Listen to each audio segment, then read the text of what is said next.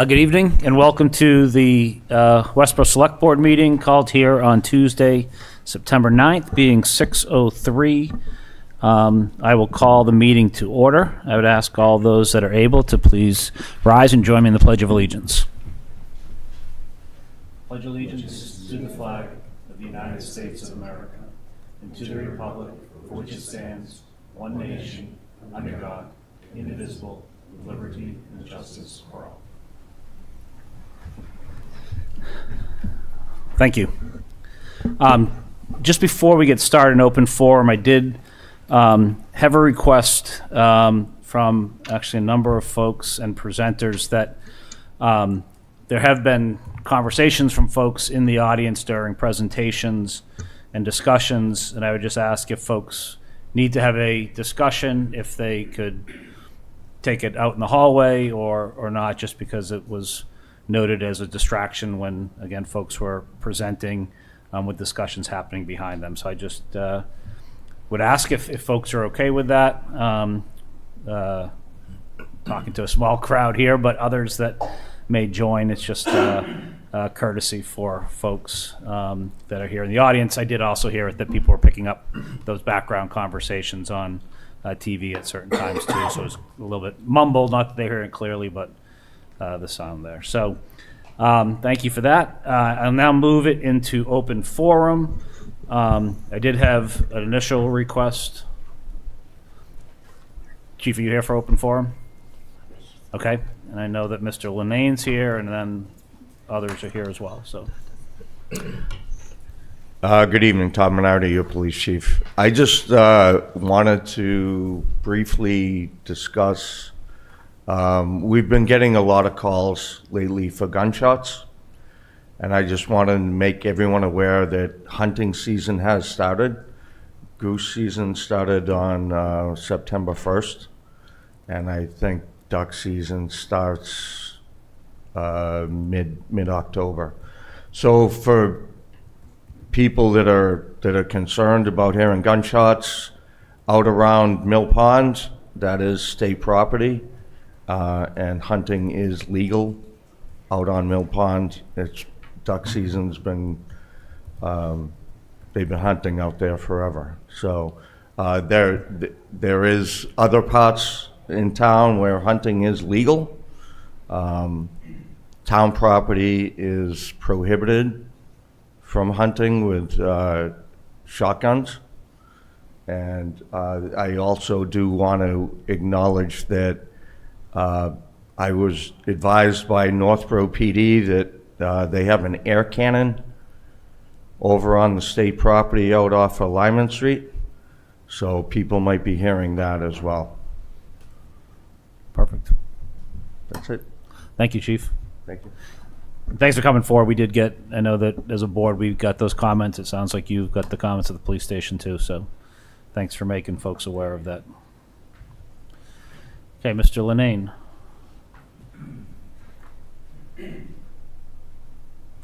Bill Linane, 21 Deerfield Way. I'm primarily here to praise the work you do and support the majority of the goals that you and the town manager bring to us. To quote, I come before you to stand behind you, to tell you something, in this case, I know something about. I observe there are many openings for residents to join active in town community groups and participate, thus learn how town government works. Those who do participate learn by rolling up their sleeves and discussing ways of getting to agreeable solutions. They learn to hear their proposed good ideas along with the critiques from others. It can be referred to as teamwork or volunteering. I've experienced this throughout the 55 plus years of participating in areas of youth, financial, program modifications, and more. I certainly have learned a lot from participating. Without similar experience, one loses this learning experience and thus does not get it. Naysayers lose their benefits and thus deter progress. Also, when I've been critical of items to you and to others, I have offered potential solutions, not just complaints and criticisms. And yes, I've received clarifications, shall we say. Enough. Please keep up the good work, guiding us through difficult times, letting lots of us appreciate the leadership and long hours you continue to give. Amen. Thank you.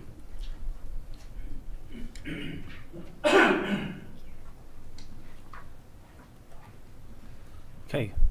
Others for open forum? Yes.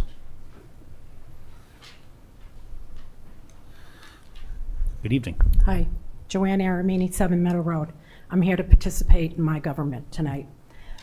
At the last Select Board meeting, an inventory of town transportation projects and future opportunities was presented. It looked very pretty, however, to me, it seems like it was an exercise in learning GIS and technology, and not the exercise that was discussed at the Select Board February 25th meeting. At the meeting on February 25th, per the recording and the minutes, the board discussed the need and intent for an inventory of current transportation projects that were to be prioritized in line with the allocation of town resources. The work was to help the town move forward with transportation projects given the current physical reality. None of the noted current transportation projects were prioritized, and instead we got additional wish list of transportation projects that haven't even been discussed with the public. And there were absolutely no recommendations offered relative to the allocations of our resources. Money spent, remaining monies left on some of these projects were not even noted. Maintenance projects relative to transportation were not even included, and maintenance impacts our safety, and it requires allocation of resources, and it needs to be considered when you're prioritizing projects and money spent. The bottom line, to me, is that the intent of the Select Board request was not met. I respectfully ask that you all go and re-listen to the discussion at the February 25th meeting. I'd also like to point out that one of the goals for the Select Board for 2026 is to review the future of active transportation projects and structure. That sounds more than an inventory list to me. So after 6 months of time, and time is money, all we really got was a regurgitated inventory that's already noted on the complete street spreadsheet that's online. The information was just reformatted and updated, which should have been happening all along. Is anybody going to be held accountable for this? In addition, the whole exercise was also to be used to discuss the role and the responsibilities of the Active Transportation and Safety Committee, and that discussion did not happen and has not happened. And why hasn't it, and when will it be? No real information, guidance, or recommendations on how to move forward, given our fiscal resources, on the town's transportation projects came out of the work group. At the end of the discussion at the last Select Board meeting, there was no plan of action discussed as to how the town moves forward with this information or any next steps to work through the transportation projects that we have. And I'd also like to end with a question. I know you all received Don Burns's 11-page letter about all of the non-compliance issues associated with BWALT, and yet it's not on the agenda tonight for discussion. And BWALT continues to move forward. Don Burns admittedly developed the BWALT and wrote the feasibility study and now identifies major problems with it. To me, it impacts the transportation plan, it impacts the open space and recreation plan, it impacts obtaining easements as well. Where's the transparency? Thank you. Can I just correct the record? At the last meeting, immediately following the transportation presentation, we had the long-term capital plan presentation and noted that those projects would be included in the long-term capital plan, which would include prioritization as well as funding resources. But the transportation discussion and what was supposed to be presented to us was promised as a prioritization plan. And that's what's according coming. to our money. And that's what's coming. And that's what the town manager Wasn't said. that part of the plan? That is part of the plan, but it's steps and it's stages. Next stage of what is on the inventory, and as you said properly, was updated. For this piece, the next piece is taking it to our prioritization and capital improvement plan, which will prioritize with dollars and all of those pieces that you asked for. That is absolutely the next step. And as the town manager said, that's what was discussed at the last meeting following that presentation. And So it is when is the that to process. happen then? That is coming up as part of this upcoming budget cycle. So stay tuned. It is coming. Yes. Kevin.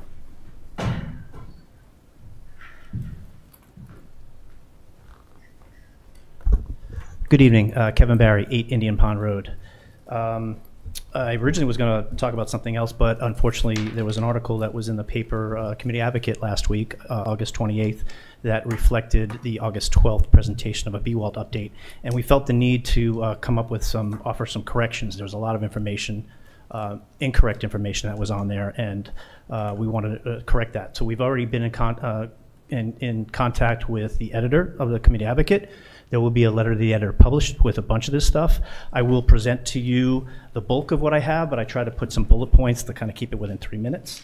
But hopefully you understand the couple of things that came about. And I think first and foremost, just to make it clear, we don't fault the reporter who did the article. She basically was here and went off of what was said August 12th and did some research based on information that was on the town website as far as BWALT, and a lot of that's incorrect, and we pointed out some of those things, and it still hasn't been corrected. So a couple things just to kind of go over. So basically the title of that article, and I'm assuming most everybody read it. I know some people did because they put some thumbs up on it, even though it was laced with a lot of incorrect information. But basically it said the title is "The Wetlands Could Reroute Section of Proposed Westborough BWALT Project." First and foremost, that's misleading as far as the title and the premise. The title implies the wetlands are the driving force behind the reroute. That's incorrect, and you guys know that. The reroute is necessitated by a direct conflict with the wastewater treatment plant's operational footprint and future expansion plans, not the wetlands itself. Ironically, the proposed alternate route that's being pushed by town leadership impacts the wetlands, not avoids them, goes through it. Number 2, resident feedback mischaracterized. The article states the proposed reroute is due to resident feedback. In fact, the Wastewater Treatment Plant Board identified the conflict after residents alerted them. The rerouting was initiated by town leadership after the Wastewater Treatment Plant Board and town officials agreed that the original path was not feasible, not as a response to public comment per se. And again, wetlands impact misrepresented. So again, the article claims the reroute avoids wetlands. In reality, the proposed new path skirts the solar field and cuts directly through the wetlands. And what was mentioned in August 12th were funds are being reallocated to flag these wetlands to comply with Massachusetts law, which basically prohibits filling over 5,000 square feet of wetlands. If it goes over that, obviously it's denied, and there's no recourse as far as that goes. Just for brevity, I'll skip through a couple things. The biggest thing that I found that just really frustrating at this point in time is the funding figures and status. The article understates the grant amount and associated expenditures. So case in point that I'll submit here is we had a joint meeting as far as the Select Board and Planning Board back in January 16th. So the reporter reflected upon this, where it says the grant was $400,000 with $110,000 in matching funds from the town. That's false because the total project is $550,000. It's $440,000. What was also mentioned as far as that goes was that the $110,000 was nearly exhausted. When I did my financial records, which I have here as well, the town has paid GM2 already to date $545,000, $413.58. What I find strange is at that August 12th presentation, the town planner said they were dipping into those $110,000 funds for this reallocation for the wetlands. But we've been told repeatedly that there was no more funds left, that they paid GM2 all of the funds for that, and there was nothing left. Even in the January 16th meeting, it says right there, zero. $110,000, expended is $110,000, and it references zero left, okay? Which coincides for the most part with my financial records request, which leads, I think it's about $4,500 left in there. The other thing that was misleading in that article is that there was a claim that there's no funding applications that have been made for future segments. Totally left out the fact that we're waiting to hear back on that Mass Trails grant application for $500,000. totally left out, and that was misleading when it was reported that way. And I think the reporter got that information from somewhere else within the town. So once again, there's a lack of transparency and factual accuracy throughout the project, and it's, again, troubling. Residents have had to chase down financial records, correct public statements. I don't understand why we have to correct an article that was in the paper that's out for the general public, and it's chock full of misinformation or incorrect information. So we have to do that, where somebody else from the town should step up to do that. Basically, in essence, it's not how a publicly funded community impacting initiative should be managed. So the public deserves clear, timely, and truthful information. Thanks for the time. Thank you. Thank you. Anybody else here for open forum? Okay, thank you. Next on our agenda is Open Space Recreation Plan update. This is scheduled with the Conservation Director and Recreation Director for this evening. The Recreation Director is here and is going to come forward. As she comes forward, I just note, though, that the Conservation Director, unfortunately, had an emergency and could not be here tonight, so the full update will be discussed at our September 30th meeting, so we're moving that to there, but there are some things that our Recreation Director wants to bring up to highlight tonight. Thanks. Jen Kirkland, Recreation Director. I apologize for how I'm dressed. I just taught a soccer class. But yes, as Ian said, we'll have a more in-depth update for you September 30th. But I'm here tonight to basically just do one final push for our final public outreach session that will be held this Thursday, September 11th at 6 o'clock in the Great Hall in the Forbes building. This will be a chance for the public to comment on some of the goals and objectives and the action items that have come out of the plan. We've been working now for about a year with a consultant from UMass Amherst.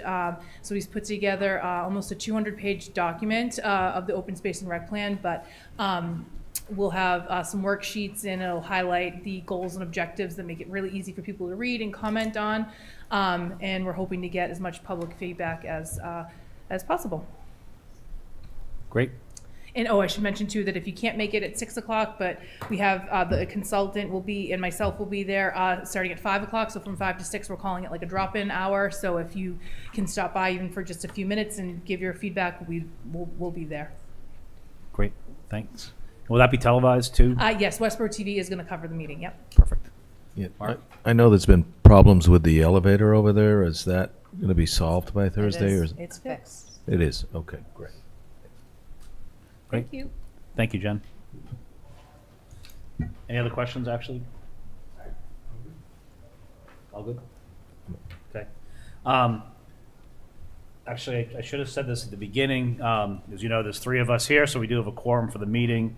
Select Board Member Marshall is on her way. She had a work commitment and is traveling back, so she will be here later for part of the meeting. But we did start because we did have a quorum present. Okay, next on the agenda is the municipal aggregation contract update, and I'm going to turn to the Assistant Town Manager to provide that update.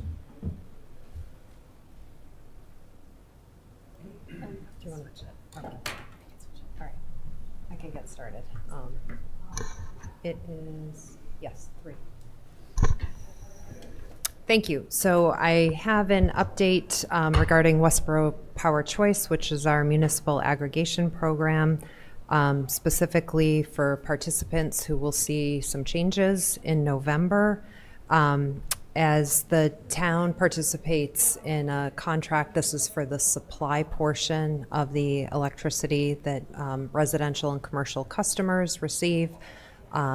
National Grid delivers the electricity, but residents have the option to participate in our program, and their supplier for the past almost 24 months has been Direct Energy. This is competitively procured, and we have a new contract starting in November with First First Point Power. So we have updated the, I'll show it when we can project it. We've updated Westborough Power Choice website, has all of the information on the upcoming changes. So tonight I just wanted to touch on a few things. One, Current participants in the program do not have to do anything to remain enrolled. Sorry, are you plugged in? Yes, I am. You might want to come to the podium just to show your. Okay. It's okay.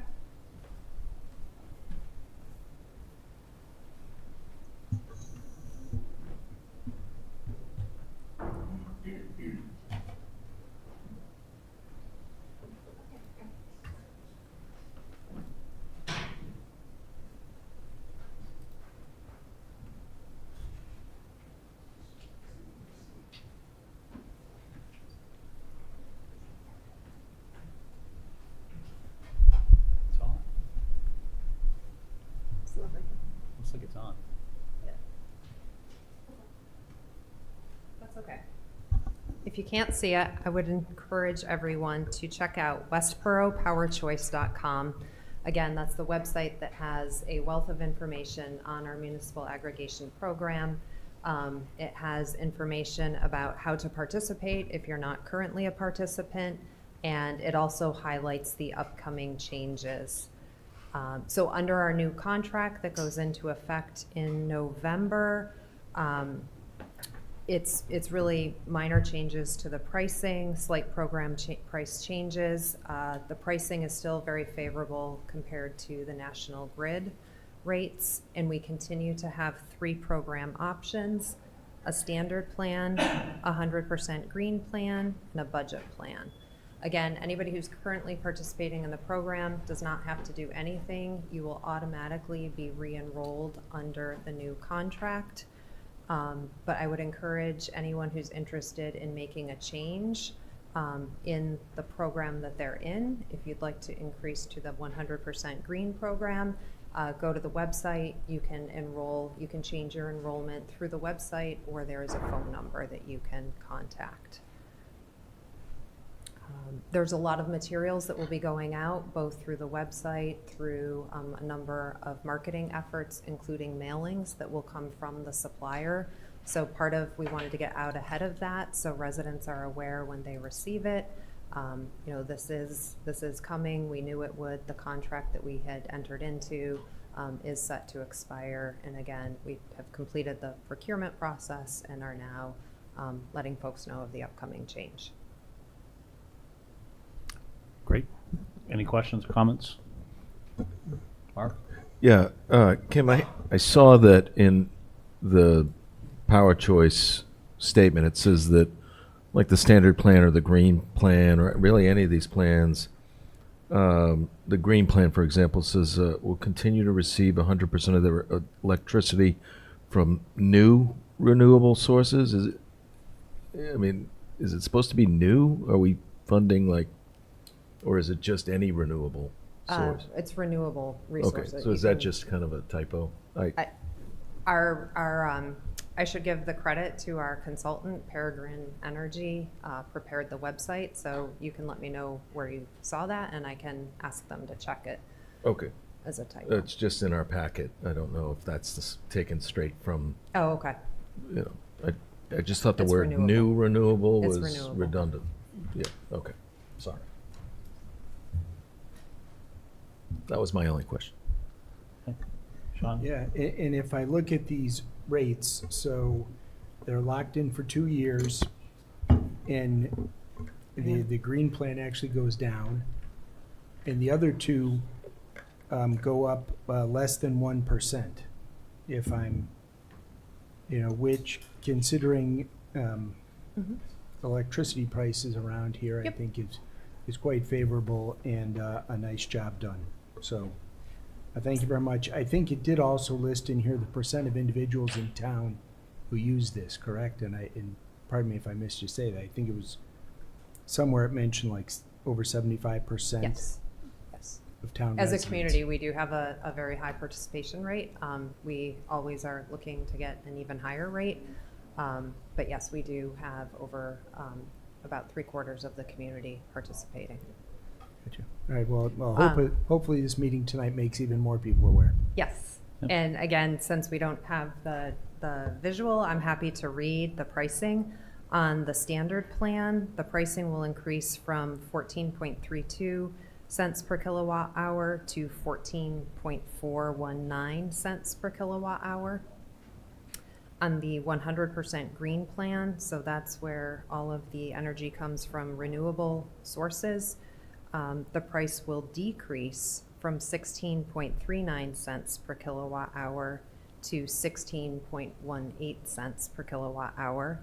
And then the budget plan, which still meets our requirement for renewable energy set by the state, it's just a lower percentage. It is increasing slightly from 13.57 cents per kilowatt hour to 13.699 cents per kilowatt hour.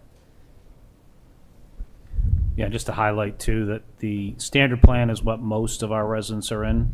We do Yes. have residents in the Yes. budget and green plan as well, but as was noted here, that the current basic service price for National Grid is 15.484, so that's compared to the Power Choice at 14.41. So, over a significant savings there. Yeah, it is. In cents per kilowatt hour, which is the intent. We do know that National Grid changes on a 6-month basis, and it tends to spike, but this is, Yes. this is set in for folks to have a consistent rate through the Power Choice. Yes. One more question. Yeah. Kim, how would somebody check whether they're in this plan? I know you said that if you're already enrolled, I'm just worried, like, there's a lot of mailings and phone calls So trying the to, easiest way to claiming check those. Yeah, go ahead. is to look at your National Grid bill. Right. And I believe it's actually the backside of the bill. You will see, and there's a lovely graphic of this if you go to westboroughpowerchoice.com. It'll tell you the supplier and the delivery. And on the supplier section right now, our current supplier is Direct Energy. So if your supplier is identified as Direct Energy, you're enrolled in the program. You can certainly call the number on the website or inquire through the website if you want to verify that. I'm just worried that, somebody might have accidentally switched, not my wife, but somebody else might have accidentally switched out of this plan. Yep. And I might be losing money in the long term. So, okay. So that's the easiest way is to look at your bill. But certainly if you can't find it, you can always just call and they can check for you. The other thing I just want to note, since since participating in this program, it launched in 2016. Participants have saved more than $21 million compared to National Grid's basic service prices. So really, it offers the stability of pricing, and we've seen significant savings. Perfect. Thank you. So more to come for folks. They will see a number of Yes. this information coming out in a number of forms and ways, but definitely to reach out if they have questions. Thank you. Thanks. And apologies that we're trying to work through why we can't see it.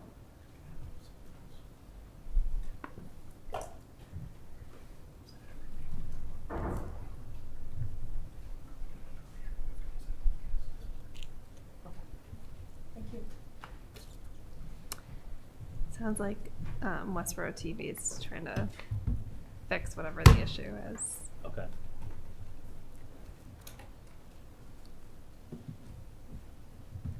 Okay, next on our agenda is a couple minutes early, but not too bad. So we will move into the proposed downtown zoning, and our Director of Planning will present on I think this. she has a presentation, so I don't know if you want to see if it gets fixed and do a couple other things first. Okay, so let's move to item 5, which is an appointment of Director of Planning Jenny Gingras as Westborough's representative of the Worcester Regional Transit Authority, WRTA Advisory Board.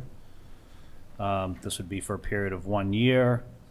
The representative does have voting rights, and the position will be held during fiscal year 2025. Is that 2026? Yeah, it should be fiscal year 2026, right? Yep. I move to appoint Jenny Gingras as Westborough's representative to the Worcester Regional Transit Authority, WRTA Advisory Board for a period of 1 year. Second. Okay, moving second. Any questions or comments? All those in favor? It's 3-2-0, 3 being present. This was just noting that she held it during fiscal 25. Okay. Yeah, But this will be it for a period of, for 1 Another year 1 year. during fiscal Yeah. 26, yeah. Oh, held this position. Yeah. Tense matters. Do you want to do the easement? She's here for that as well. okay. And no presentations on that one? Yeah. Jenny, do you want to? Want to do the easements? So move to item 6, which is easements at 180 Turnpike Road.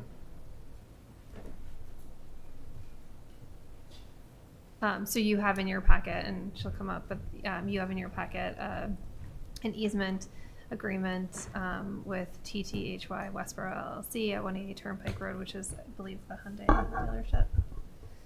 And so this has been reviewed by council and signed by the landowner. Oh, It works. Okay. Wrong item that we're on, I guess, now, but I can talk about the Hyundai easement. So this was, the easement for Hyundai was an easement that was negotiated with the planning board through a site plan review in, I believe it was 2022. It was before I was employed by the town. But they have applied for a building permit with the building department to start construction. And part of the agreement with the planning board was that we would have an easement in place for the proposed B-wall prior to issuance of the building permit. So we have been negotiating the easement through town council with Hyundai's representatives, and so now we have a executed easement from them. Great. Anything in particular that should be noted on that, or?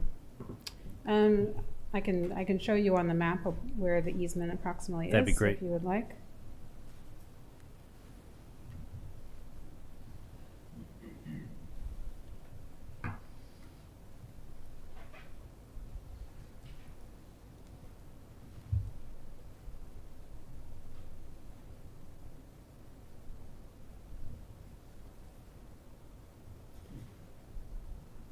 So the area in blue is the property, 180 Turnpike, that Hyundai owns. It was actually previously 2 properties that they combined.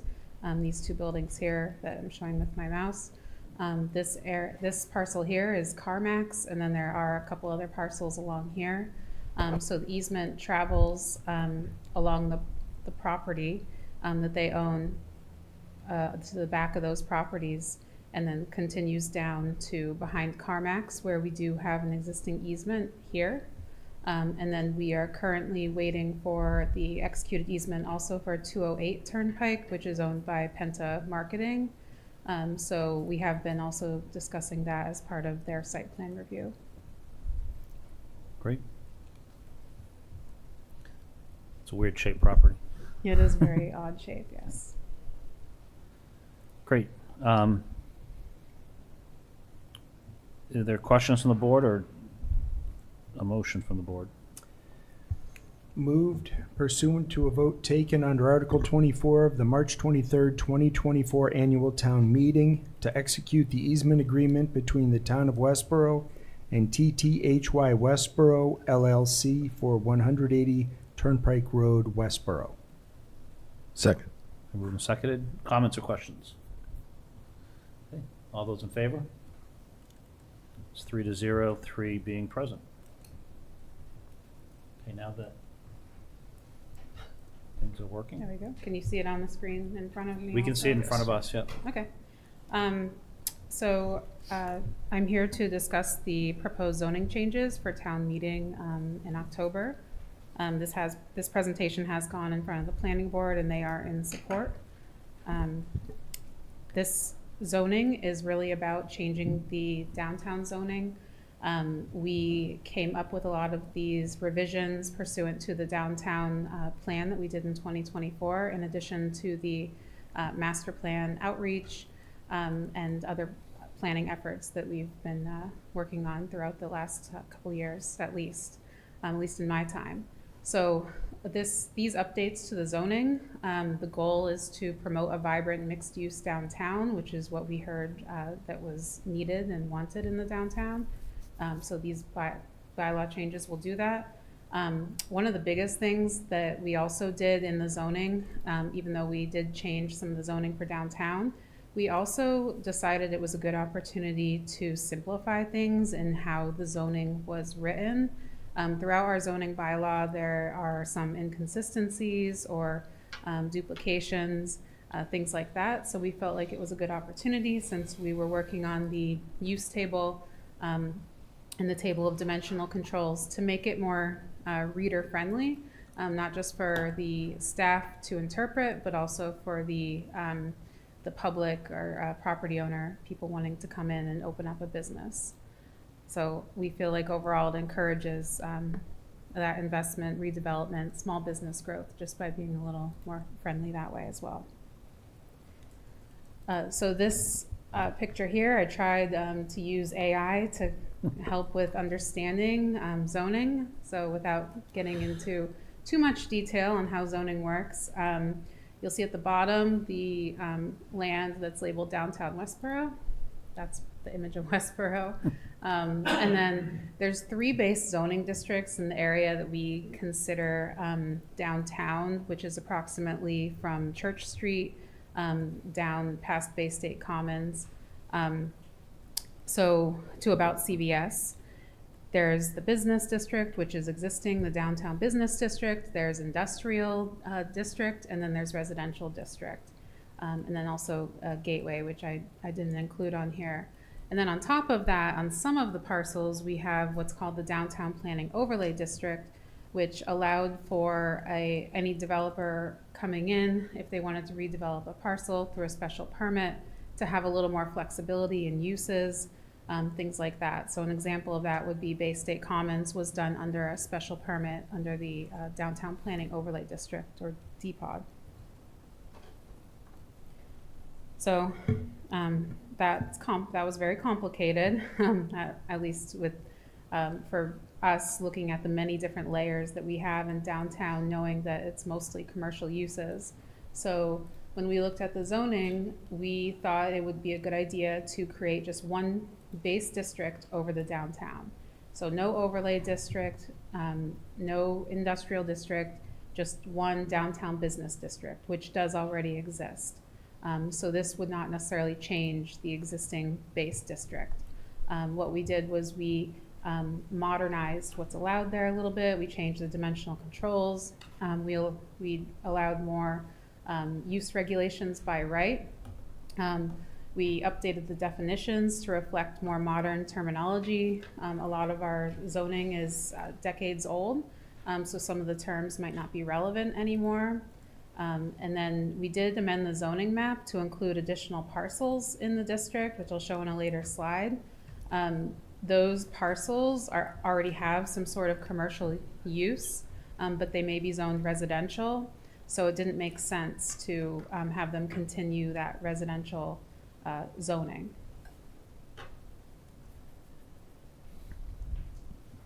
So other things that I just want to highlight here, that site plan review by the planning board would still be required, as is stated in section 3 of our zoning bylaw. So if it's applicable, that site plan review would still apply for any uses that would be allowed by right.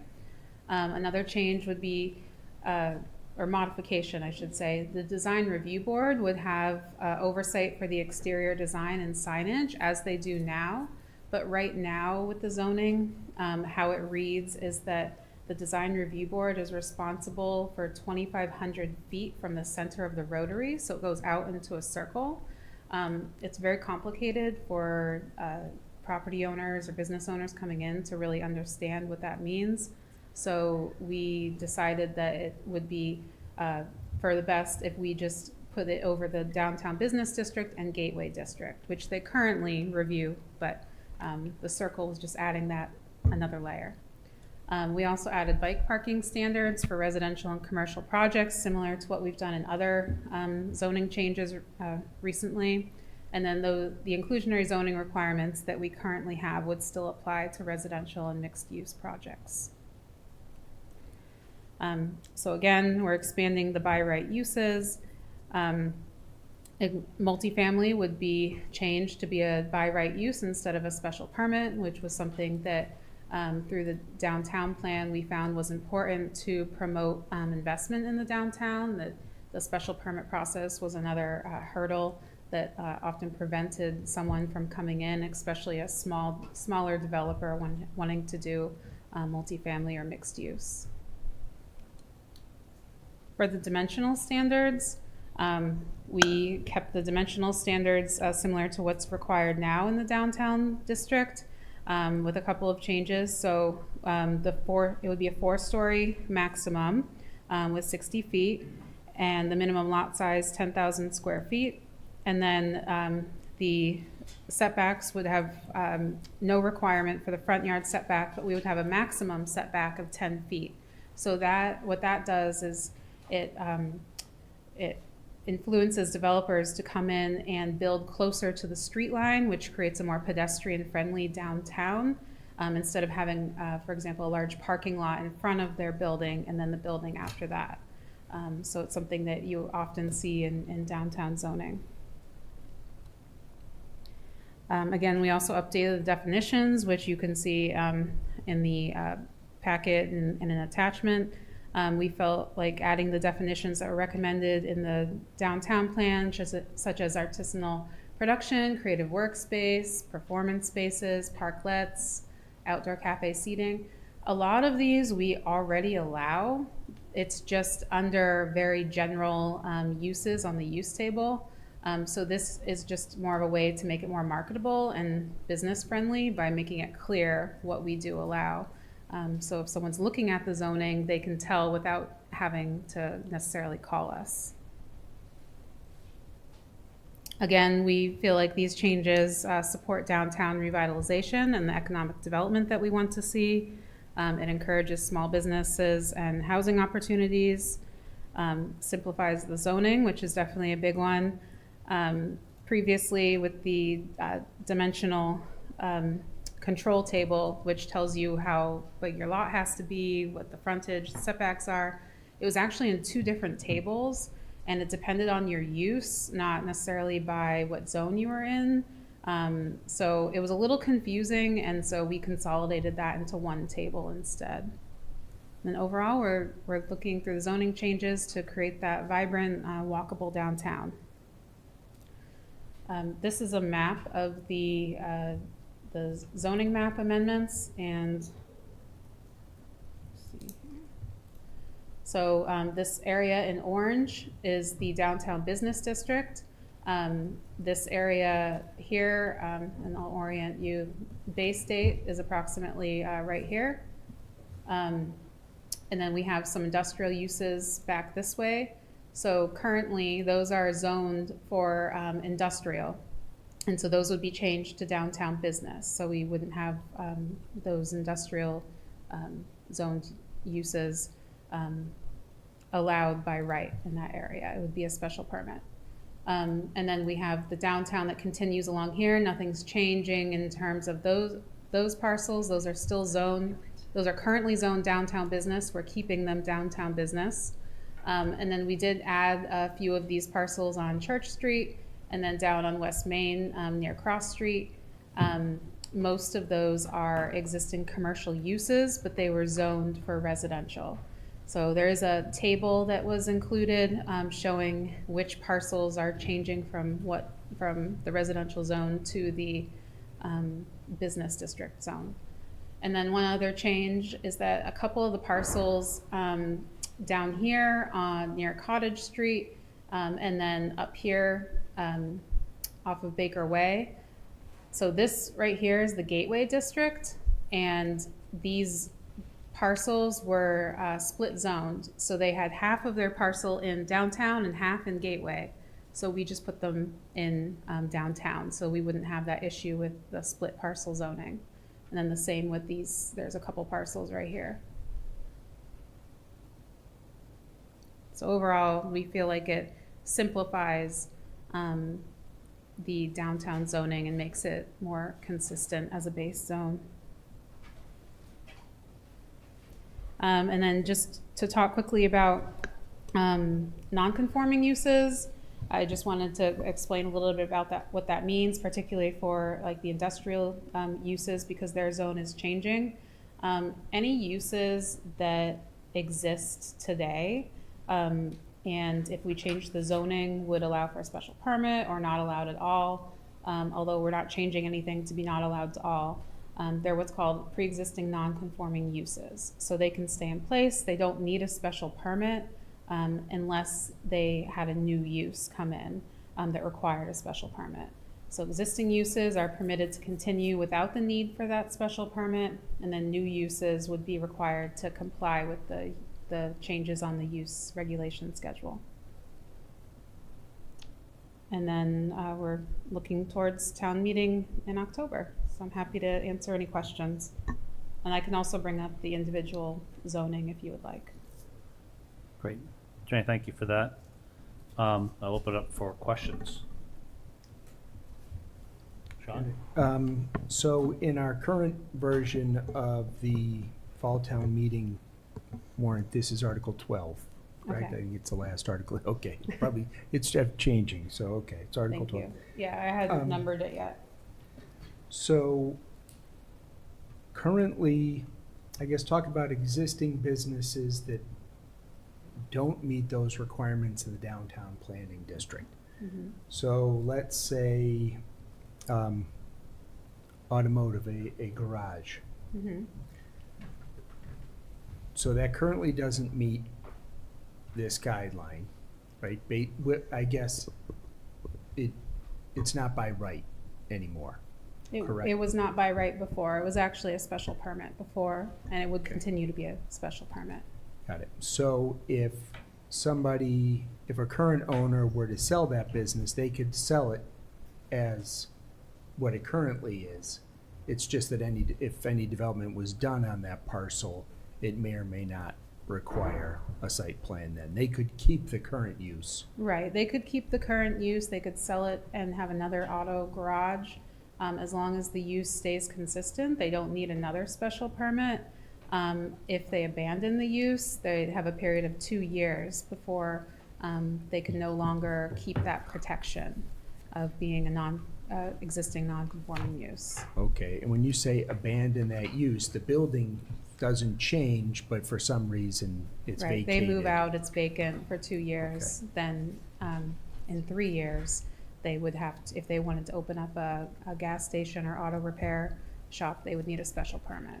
Okay. That would be the way it is right now also, so nothing's No changing for change. that. Okay. Right. All right, thank you.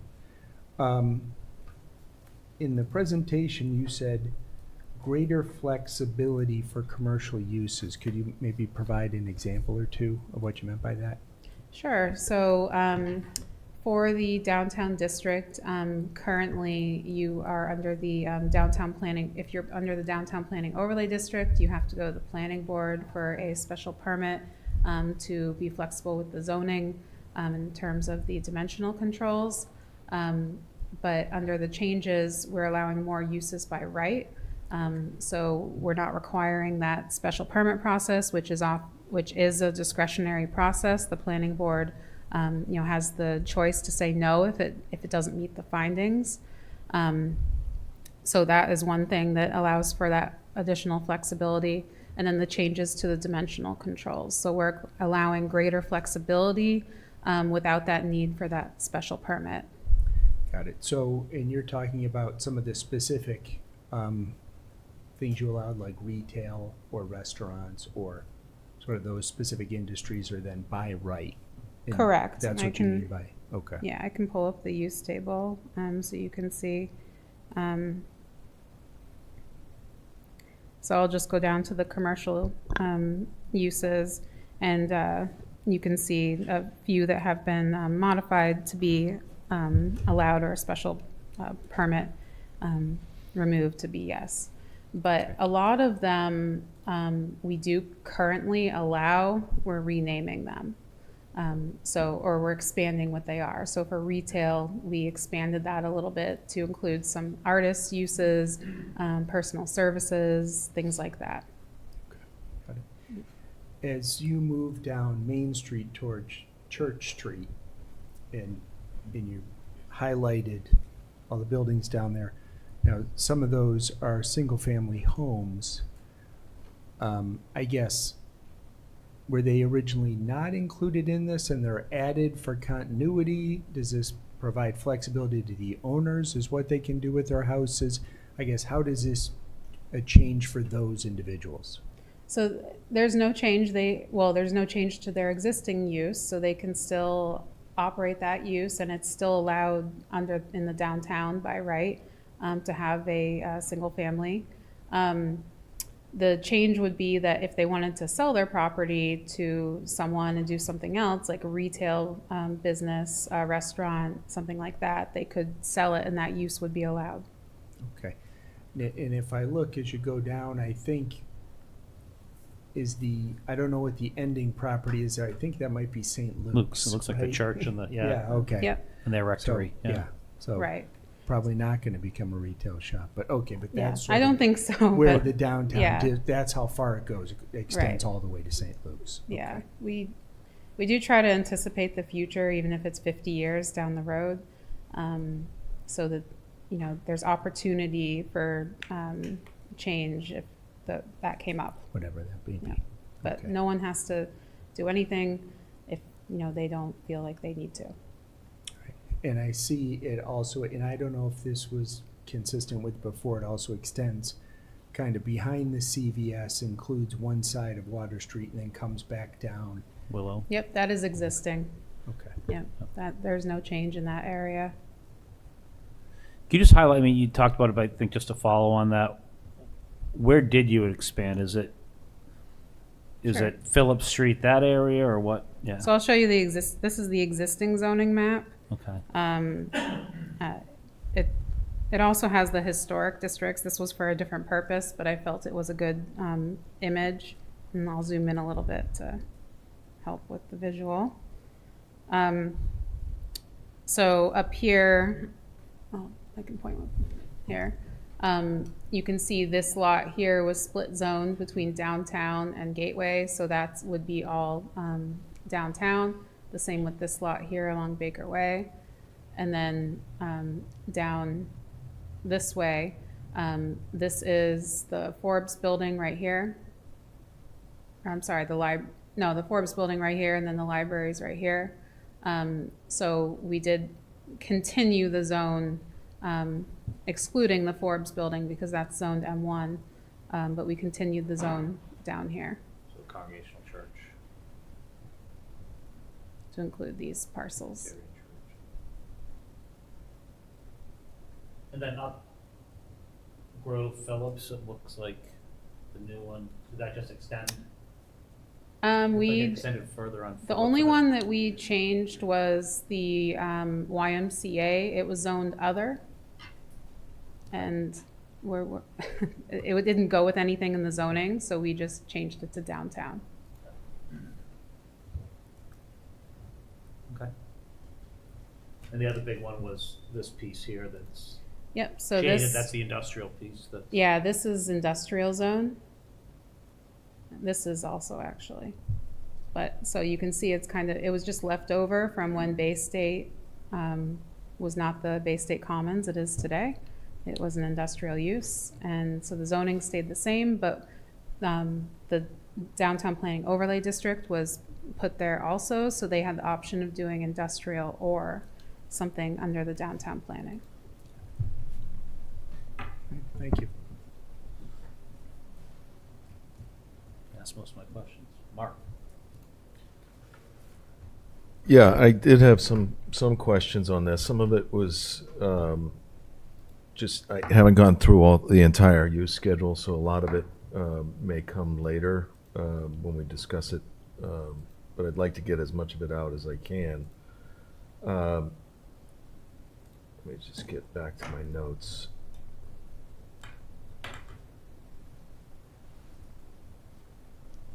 I notice there's no minimum parking requirement.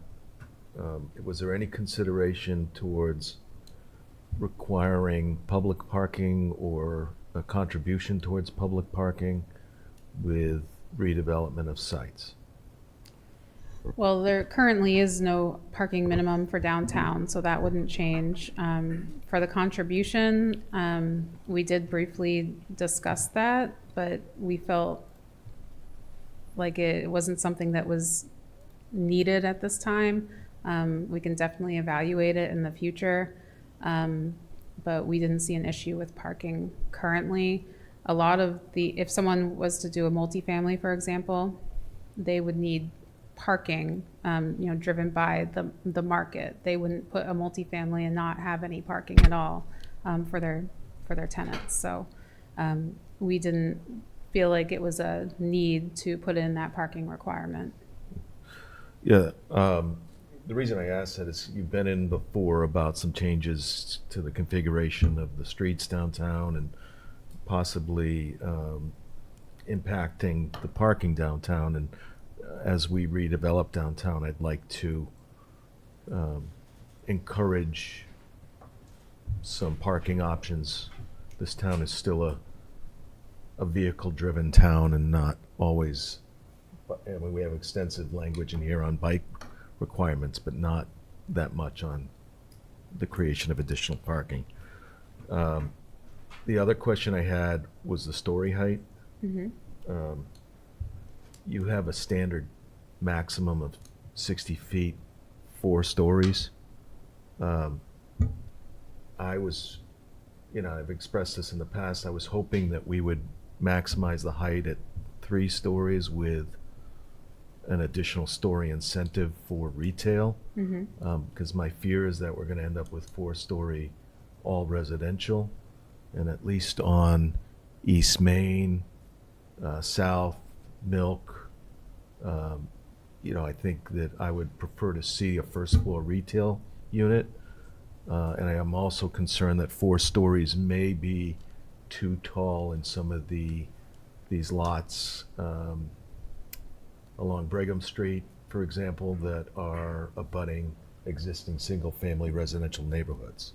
So I think if we limited it at 3 stories, gave an incentive on certain frontage roads that would allow a project to go to an additional story with a first floor retail.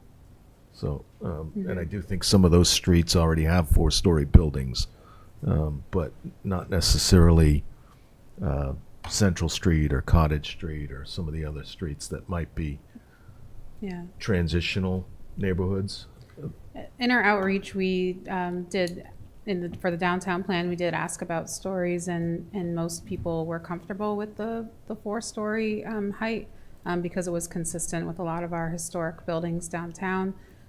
If it does abut a residential district, there's a requirement for a 50-foot, essentially a buffer zone so that nothing could be built there. So we felt like that was a good protection to keep from overshadowing, for example, into that lot. And then the zoning working group also felt like it was, we're letting the market kind of drive what is being built there in terms of uses and in terms of, what the builder can build. We didn't at this time want to do any incentives. Okay.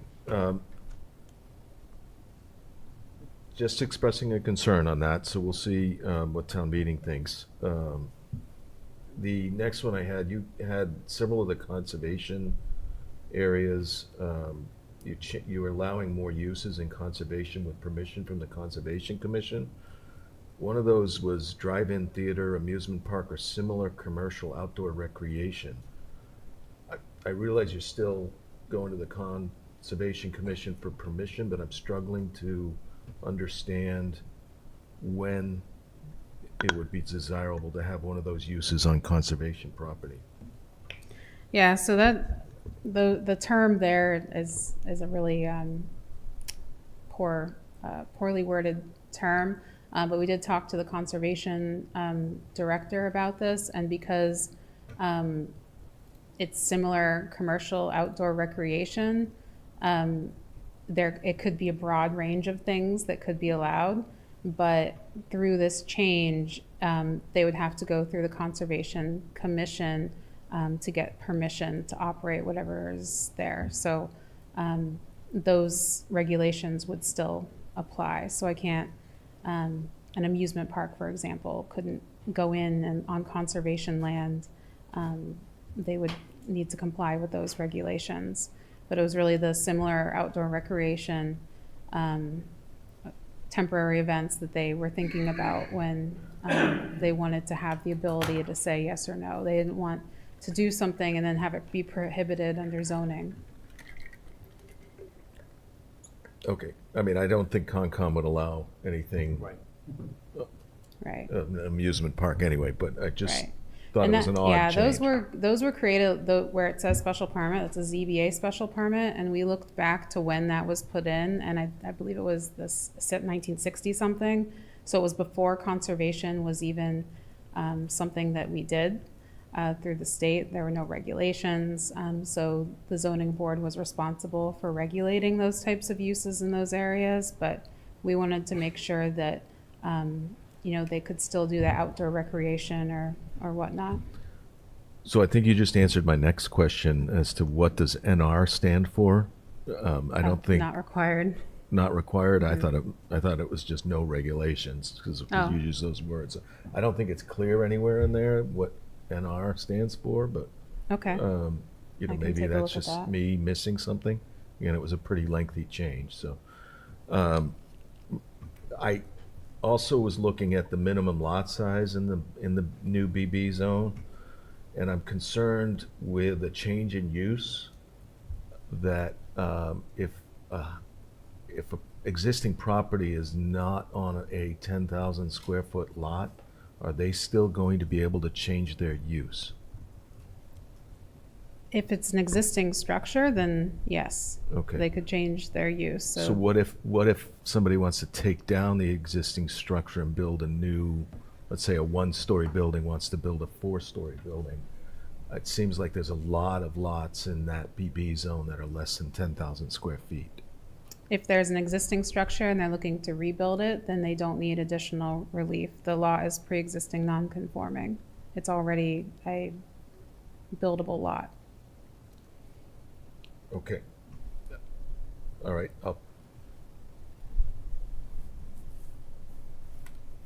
I'll have to investigate that. I'm sorry. I know Fred is here too. He can speak on that if you would like an answer from him. Fred, do you want to answer that? I just want assurance that that's the case, because I think there's a lot of small lots downtown. Sure. Fred Leonardo, Community Development Director, used to be in zoning, so I feel comfortable with answering that. The way the bylaw is written is that there's a specific carve-out for a special permit to relieve any dimensional requirements.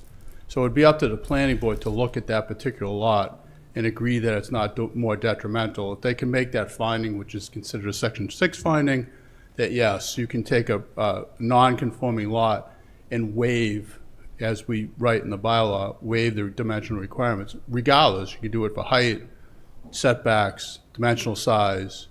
It's to all dimensional requirements under the bylaw. So I'd feel comfortable to say that yes, if a lot was non-conforming, the planning board could find it to be okay under a special permit. That's why that carve-out was put in there. So it's not by right, then it's by special permit that. It would have to be by special permit, right? Because it doesn't, it would have to have dimensional relief. And it's specifically, I can grab the section, but it's a section in the bylaw that's, the new bylaw that carves that out. I have it highlighted if you want, I can get you the number. Yeah, it's because it's very specific to the carve-out. If we hadn't had that carve-out, then yes, Mark, what you raised could be a concern. It's under 4, it's 5, whatever, 5.1 maybe. There's a footnote No, it's the main premise of the bylaw. of the new bylaw? Right there. It's H. What section is it? H, it's right behind you, or right on your, it's Right in on the front of us screen. too, yeah. Grant a special permit useless. It specifically states, in addition to waivers Yep, to. no, I got it. Okay. Okay, Thank sorry. you. That's great. All right, I just, so they could waive dimensional parking Yes, and sign The key is the. What about open space? That counts as dimensional? So it could Okay. be open space too. The key is that the planning board would have to be convinced that it's not more detrimental to the neighborhood and doesn't create a nuisance. It's what, in zoning, what's called the section 6 finding. It's a very most rudimentary finding in any kind of zoning or planning determination. Okay. All right, thank you. Absolutely. Next question, you might need to stay up here though, Fred. The minimum habitable floor area per dwelling. A building like the Highlands, which is apartments, according to this, the senior living, the maximum floor area is 600, or the minimum floor area per dwelling is 600 square feet. Are we making them non-conforming, or? There's no change to that. That That's the is same? for the garden apartment zone. Okay. Where there's a requirement, and in the IC, which is the TOV, and then the senior living overlay, so there's no change to that. Okay, so there's no congregate kind of thing where, you know, a project like that in the senior living where they have group kitchens and group dining and just smaller studios that might be under 600 feet. That's nothing That would be new. allowed on the BB. It has nothing to do with those other 3 zones, as Jenny said. Well, the SLO is minimum 600. The senior living. So I just want to make sure we're not eliminating a type of senior housing that might No, go. but if you were doing a senior living overlay in downtown, you would have to go by those regulations, Okay. if that makes sense. Okay. So that's not That- changing. Senior Yeah, that living- might be, No, that might be a no, conversation for another day. Maybe 600 is too big, but. But that's not, that's what it is today. Okay. Right. We're not changing All the right. senior living. Last question, and I'll move on from that. You have maximum lots permitted on a common driveway.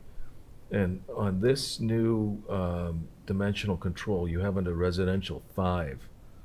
I don't believe that was what it was in residential. I believe it was 5 in the senior living overlay. I don't believe you can have 5 lots on a common driveway in residential. I don't think we changed that. I have the current zoning here, and it says 5. That's the senior living overlay. No, this No, is no, all that's- other, that's residential included. Right. So currently, we have 2 tables. We have Table A, which has the garden apartment, senior living overlay, and all other, and that all other includes residential. And then we have all these footnotes, and then we have the second table, which is for non-residential buildings and non-residential districts. So you are referencing a single family, and so that would be under the all other, and it is currently 5, so that's not changing. Okay. It's one of the reasons that. So, under senior living, you have no regulation now? Or, is that supposed to be 5 then? What was under the garden?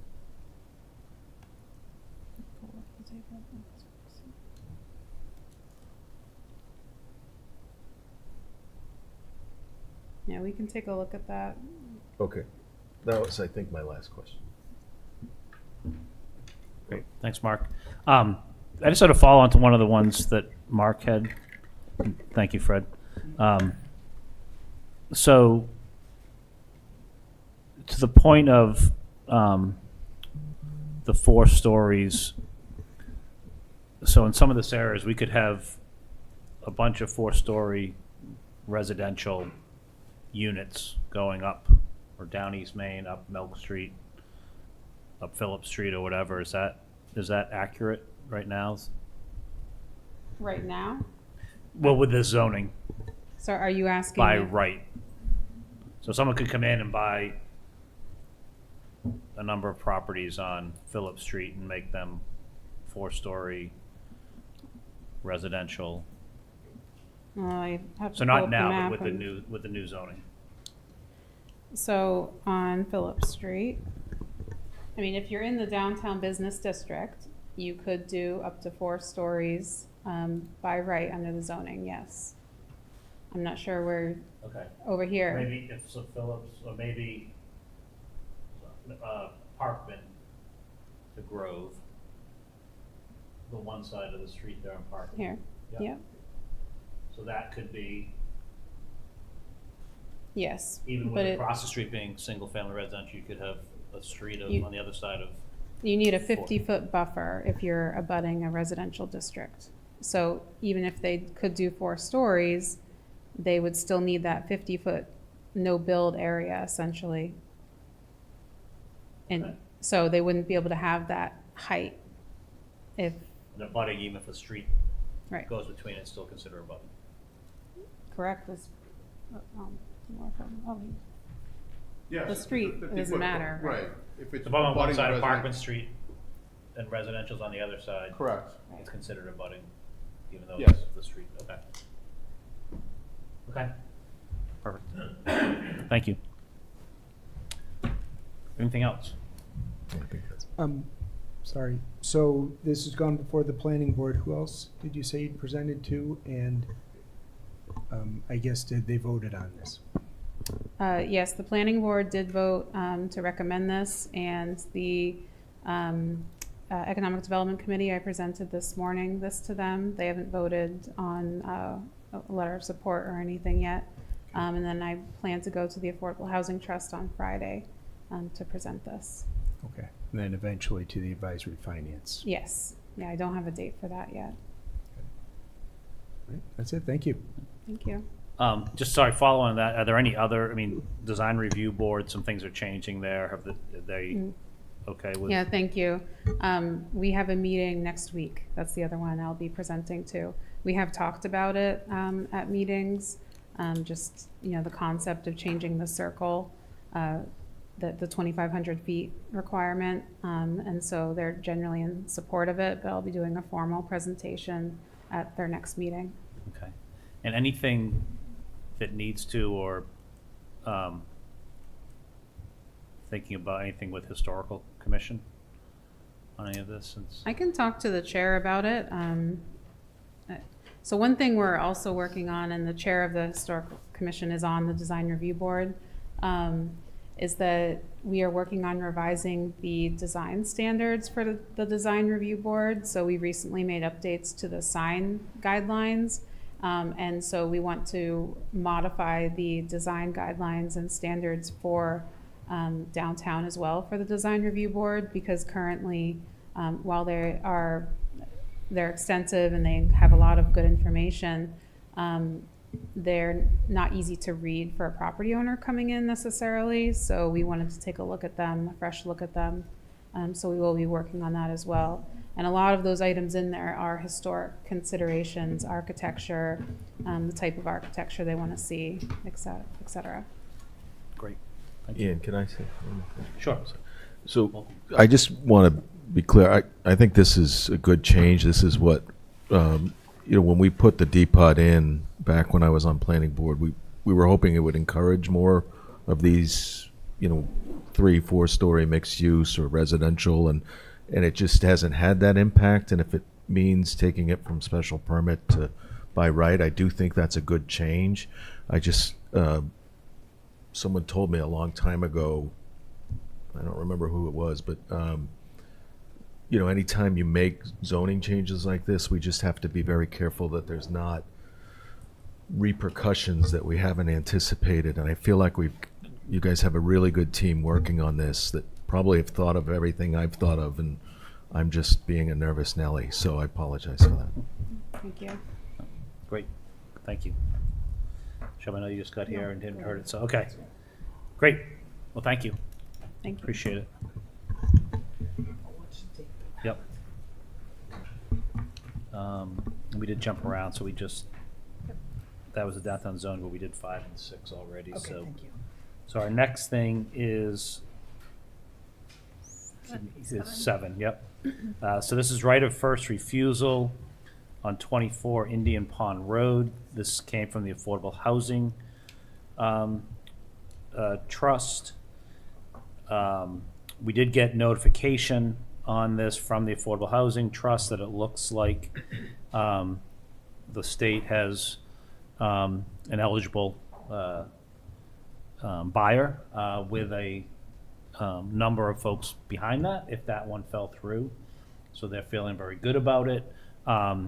They said if we wanted to, that we could pass over this. I think in talking to the town manager, we felt that it doesn't hurt us to still kind of move forward with authorizing the trust, because if something happens, it doesn't have to come back to us. It's highly unlikely that that will happen, but at least from our side, there's no harm. And this is what we've done before, as folks know. We talked about this for other properties. So I guess I'll open up for discussion, but the recommendation coming from the town manager and myself was why not to continue to move forward on the motion, put it in place. But I will open it up to anybody for questions or any comments you might have. Anything I missed there? No. Okay, is there a motion? No, I think it makes sense. Yeah, happy to do it.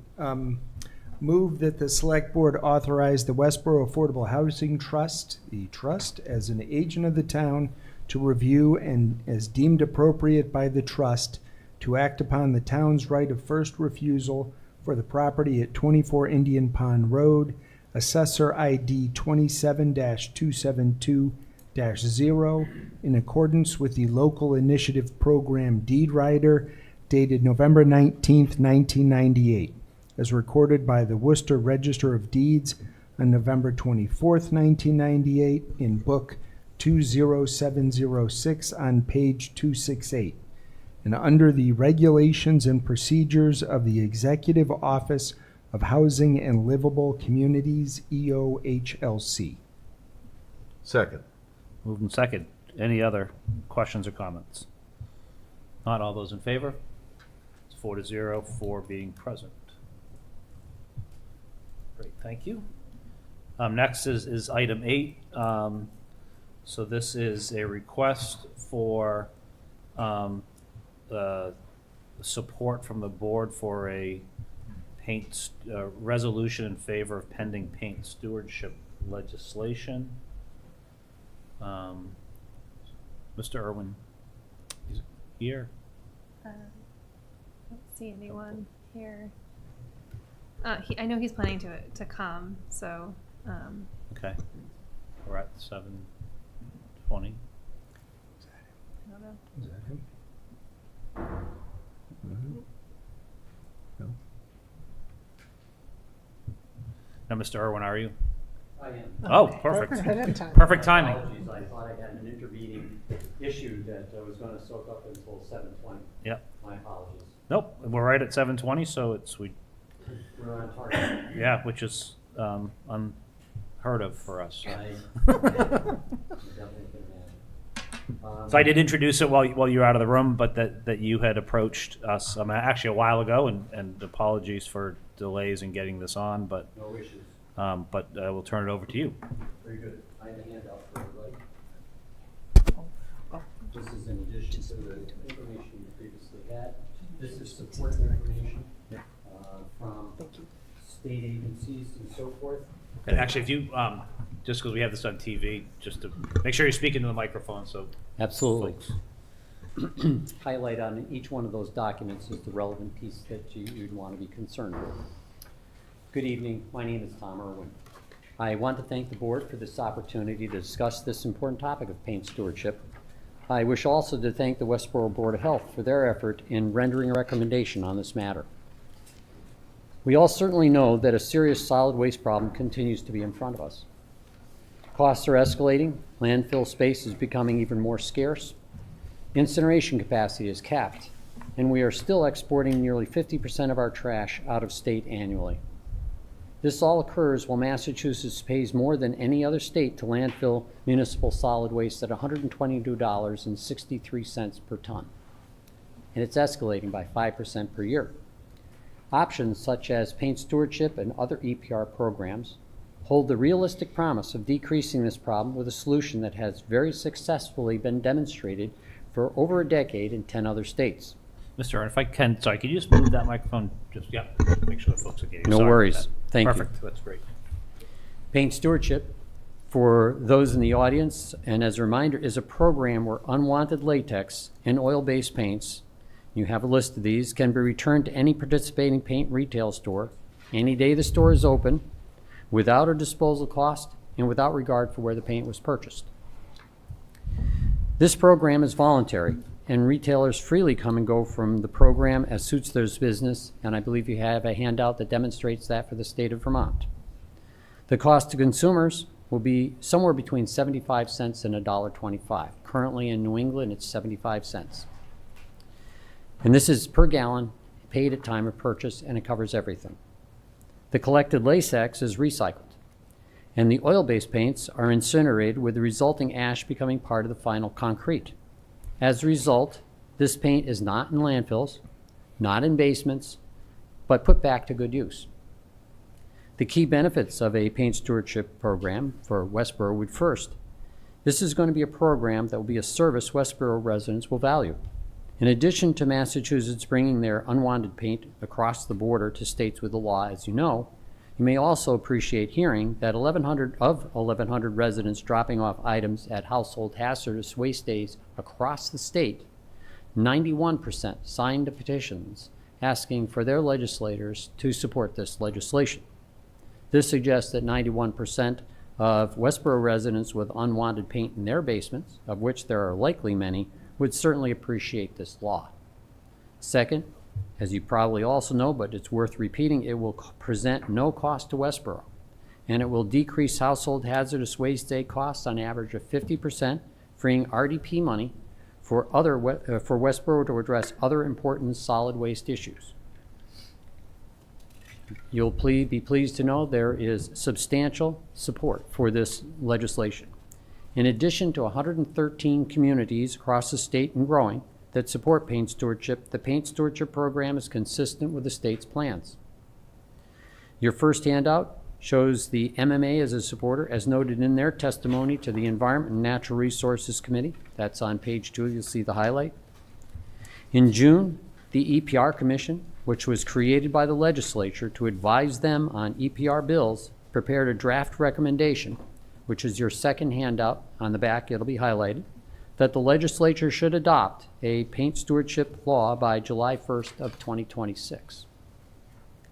Your third handout, again in the back, it's highlighted. The Mass DP in their 2030 Solid Waste Master Plan calls out product stewardship in general and paint stewardship in particular as a means of achieving the zero waste target they have planned. They also call out that that 30% in reduction in waste is to occur by 2030 and a 90% reduction is to occur by 2050. I would ask, without stewardship programs, how can we possibly achieve these goals? So what are our next steps? In July of 2024, 78 municipalities, which represented 27% of the state's population, had passed resolutions or signed letters of endorsement. This very respectable level of support did not compel legislative leadership to send the bill to the floor for a vote. Clearly, even more support was needed.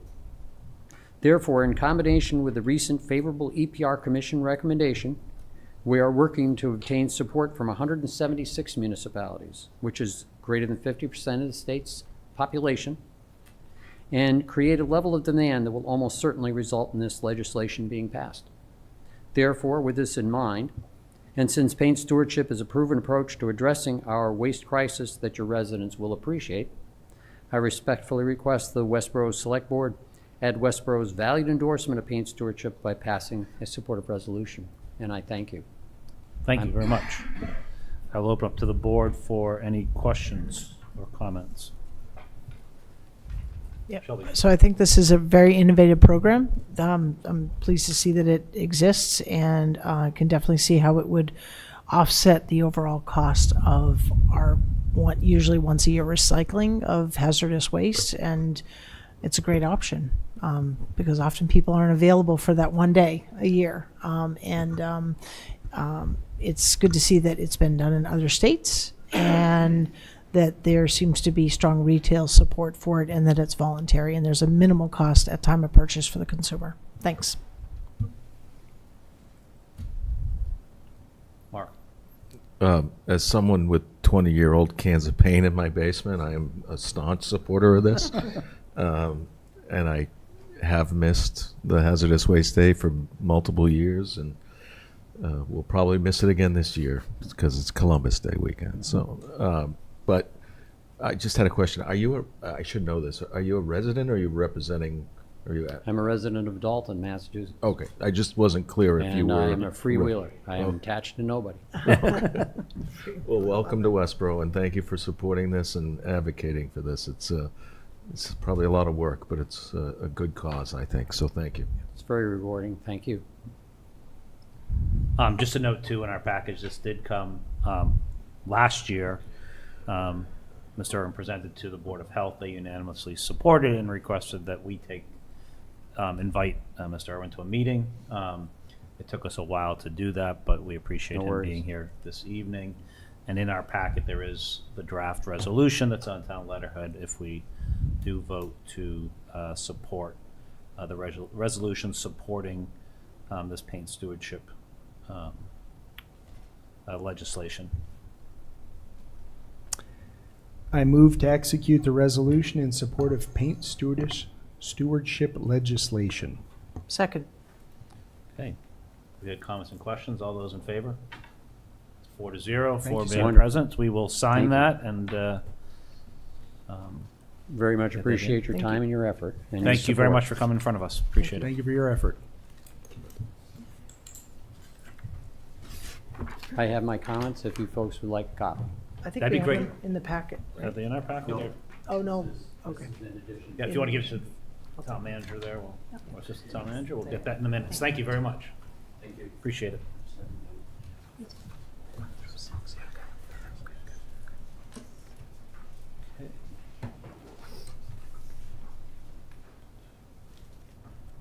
Okay, we are at just 7:29, 7:30. We had the proposal for the zoning amendment, 1 Research Drive, Ferris Development.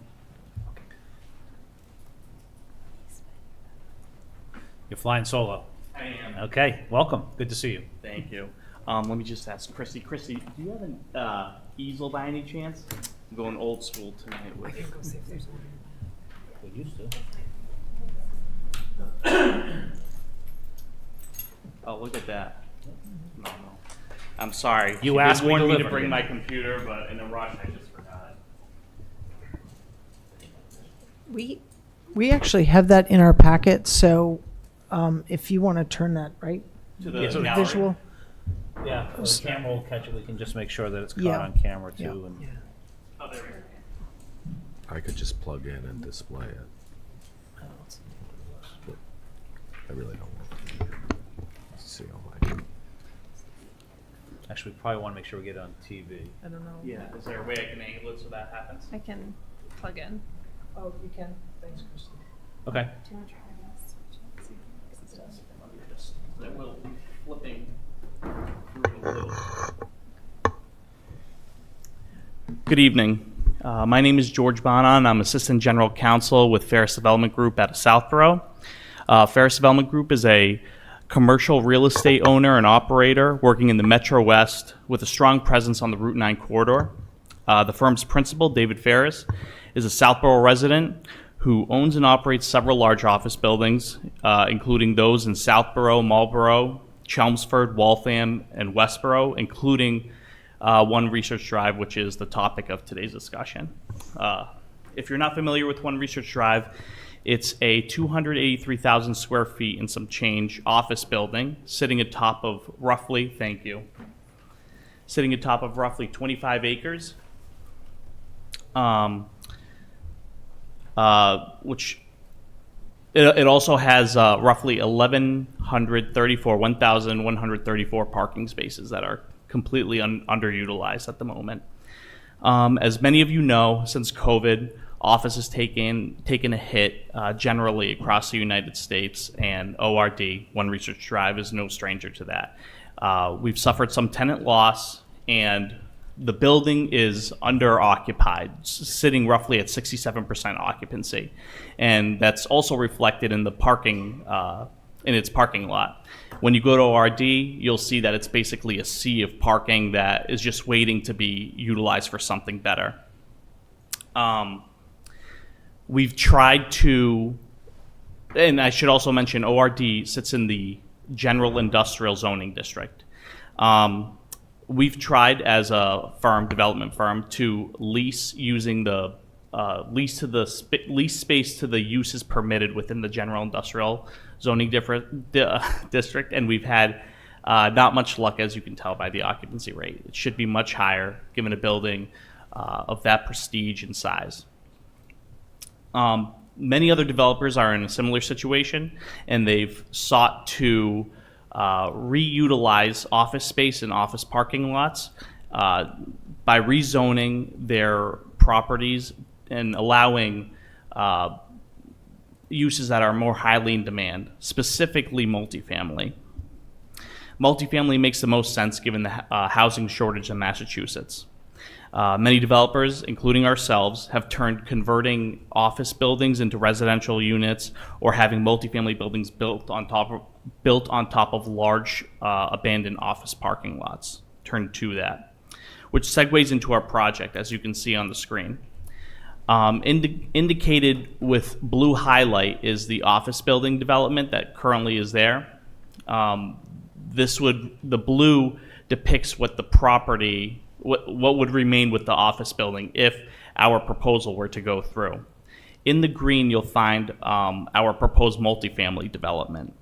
The multifamily development consists of 4 5-story office buildings, 63 units in each building. So you said office buildings. I'm sorry, residential units. Thank you, Mr. Johnson. We're currently proposing 33 one-beds and 32 beds in each building, which would result in 372 beds total for the entire project. We're proposing no 3 bedrooms as to limit the impact on the school system. Each building will have roughly 50 underground parking spaces, which plays well into this site specifically because of the topography on the site. We've presented this concept plan to many of you already, to many town officials, and we've had a lot of productive and positive meetings. We've taken commentary from yourself, Mr. Johnson, yourself, Ms. Marshall, Mr. Fred Leonardo in the back, Ms. Jenny Gingras in the back, as well as many others, and they've provided us wonderful, insightful commentary. 2 things being, we need more green space, we need more open space. Absolutely, we agree. In plans to come, you'll see that. Secondly is there was a strong push for mixed use in the buildings nearing the roadway at Friarburg. We plan, if we can, we'll try to incorporate commercial on the ground floor of those buildings. Now, in order to make this concept a reality, we'll need some help from the town. Specifically, we'll need to amend the current zone the One Research Drive is in. It's currently, as I stated before, in general industrial. We think it makes most sense to rezone it to highway business, given the geographic proximity to the other highway business zoning districts. Also because highway business continues to allow things like office and warehouse and lab, things that already occupy the office building, while adding multifamily. The other thing too is we'll need certain zoning relief from the town, including but not limited to parking relief. As I stated before, the parking lot is currently has 1,134 parking spaces. It's very much overparked. We've been conducting a study ourselves during the day, during peak business hours, and we found that during 11:30 a.m., where there should be the most cars, we find that there's 150 cars parked in the parking lot. Currently 10% of how many spaces there are. And we understand and we acknowledge 67% of the building is occupied, but still, even if you double that number, it's nowhere near where it has to be or where it should be. And this brings me to one of our most important points. In exchange for this rezoning and the town's granting of certain zoning relief and issuing all necessary permits for the construction of the aforementioned multifamily project, Ferris Development will donate 1.5 acres of land, which is shown in orange on the concept plan, to the town for the purposes of constructing a satellite firehouse. We've presented this plan to Chief Purcell. He was one of the people that we met with and spoke about this with. And I hesitate to speak for him, but he was generally happy with the size and location of the proposed parcel. A satellite firehouse here in this location would greatly benefit the town for a few reasons. One, it would, during emergency responses, it would significantly cut down noise pollution and traffic in the downtown area where the town's sole firehouse is located. Second, it would provide the fire department with better access to the east side of Westborough. And three, provide the fire department with better response times to emergencies given its geographic proximity to Route 9, 495, and Mass Pike. Separate from that, it would also, I'm skipping ahead, sorry. But for any of this to happen, we need to first start with the rezoning of this parcel to highway business. This would require a warrant to be voted on at town meeting. And although our preference would be that this warrant is voted on this upcoming fall town meeting, we are open to the spring town meeting. But before we decide on that, I understand that there's got to be interest and support for this project, and we totally understand that. So I wanted to take some time just now to just mention some of the benefits I can tell each of you that would speak to why now. First, let's not forget what we're offering here. Something that other developers aren't offering, and that is a parcel that will act as a site for the satellite firehouse. Other developers between now and March may submit applications for multifamily developments, offering nothing in return for approvals. We are here now making that offer to the town. And why now is so important, because the town has limited sewer capacity to allocate to new projects. And if we wait until March to vote on this rezoning, the sewer capacity for this project may not be there. And in turn, the donation may not be there. Second, supporting and approving the rezoning of One Research Drive does not mean we can build the buildings right away. We're going to go through a pretty intensive site plan and special permit process. Things like traffic and school load studies will be required. And those are things that we can commit to doing then, but we can't commit to doing right now because we don't have the underlying zoning. Third, there's a huge tax benefit, an obvious tax benefit to the town. If four multifamily buildings come out of the ground, there's going to be a much larger tax assessment on this property. And that's going to mean real dollars for the town. And with that, I think I'll close it out just by saying, with this project, the taxpayers win, the town wins. The town gets a new firehouse, or land rather, to build a firehouse on, and a much higher tax base for a property that is being utilized and under-occupied. So with that, I'll turn to the select board. Answer any questions. Thank you. Thank you very much. I will, as was stated, we did have a meeting that Shelby and I, representing the board, met with the Ferris Development folks. Chief Purcell was on that call as well, and I will echo that he is supportive of this, which is, in my view, a very generous offer of land, as folks know, that we have been talking about for a while. The need for a satellite fire station, trying to find locations on this side of town, which is beneficial. But so we've had those conversations, a lot of questions and discussion that Shelby and I had, but I will open it up for the board for questions or comments. Mark. Well, I mean, I think we have to refer this to the planning board. Correct. It's By law. well, not by law, fine, but the idea of us supporting zoning relief, I mean, that's a planning board decision, in my opinion. We in the highway business zone allows for relief that they're asking for under certain criteria, and we should let the planning board work that out if town meeting and the planning board decide to support this. I do like the idea of obtaining the land. I think we have an obligation to respond to emergencies on the turnpike as quickly as possible.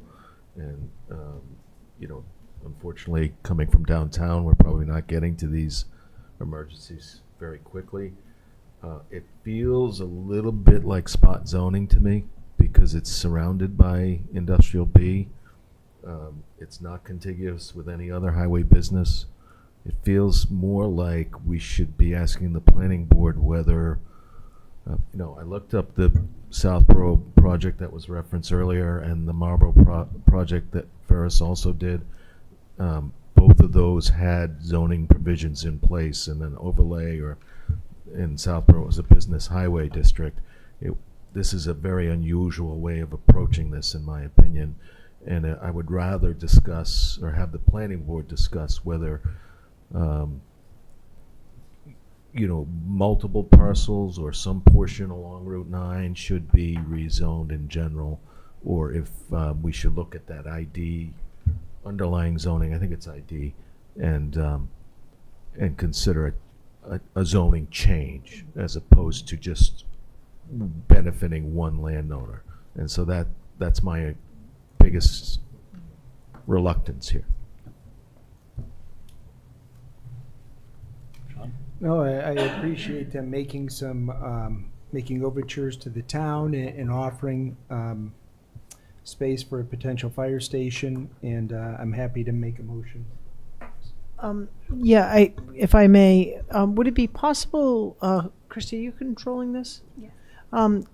I think, Mark, you bring up a great point, and I was trying to get here, but I think for the public's benefit, could you just pull up the zoning map? Would that be easy to do? I have it here. Is that in your, that's not in your. It's not in our packet, no.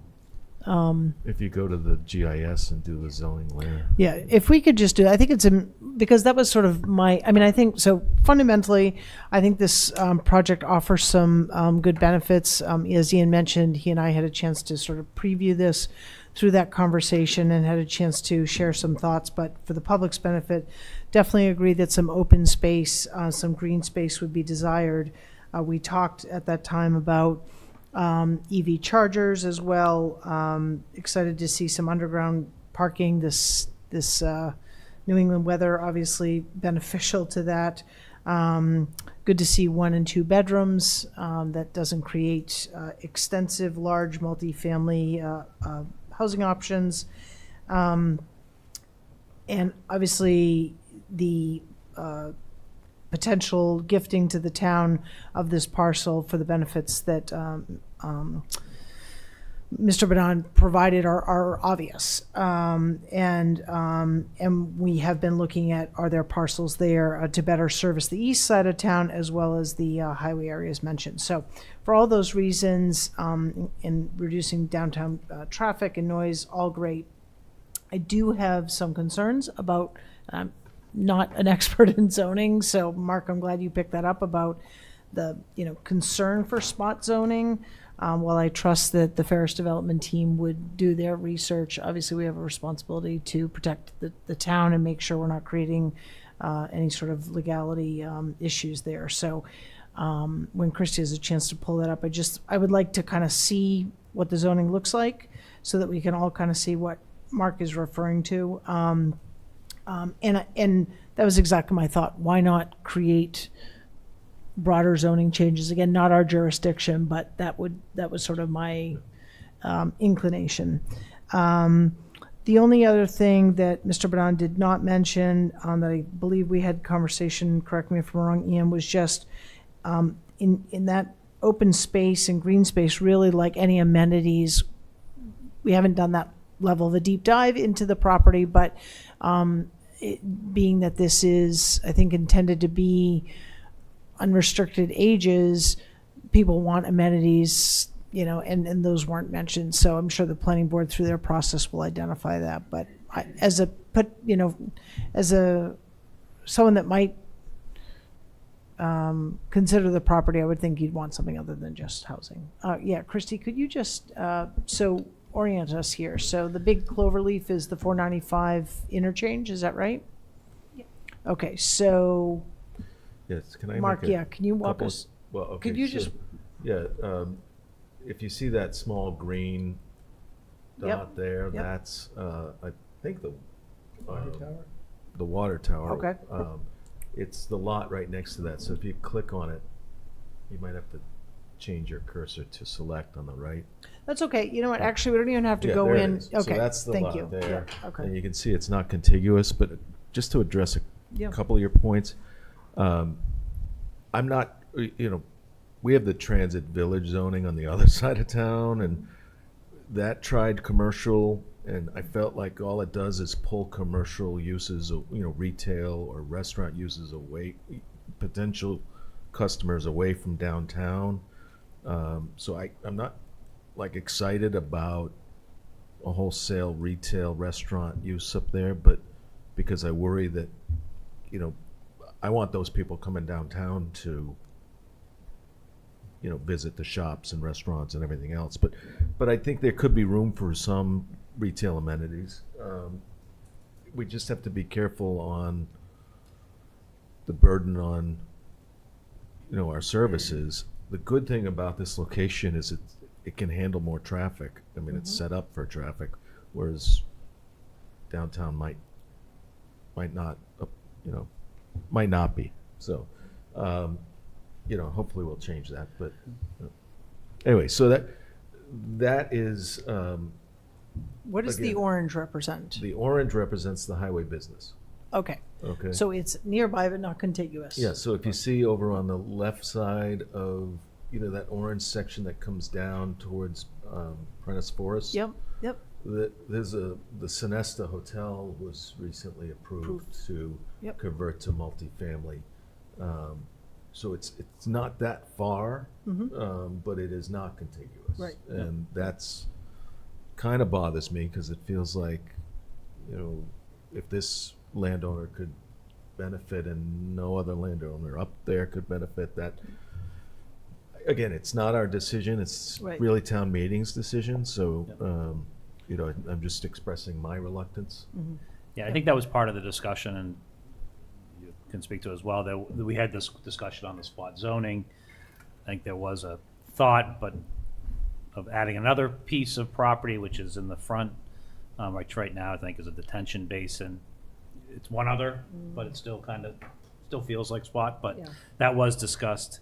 And then the one other thing that we did talk about in the meeting that I think is important is affordability. And then there was discussion back and forth about whether these would be rental versus, ownership units. Yep.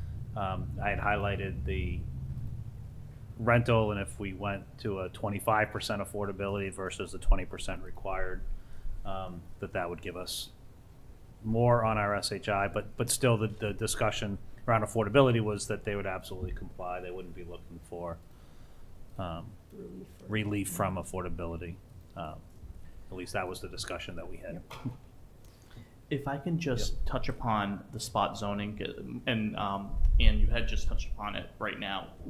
There are two parcels that are owned by Ferris, and it's the larger parcel that has the office building on it. It's roughly 25 acres, and then just north of it, and Christy, I don't know if you could click on it, but it would give the people an idea. Just to the left of that, across the street, that's a second parcel. So we would be looking to zone both of those.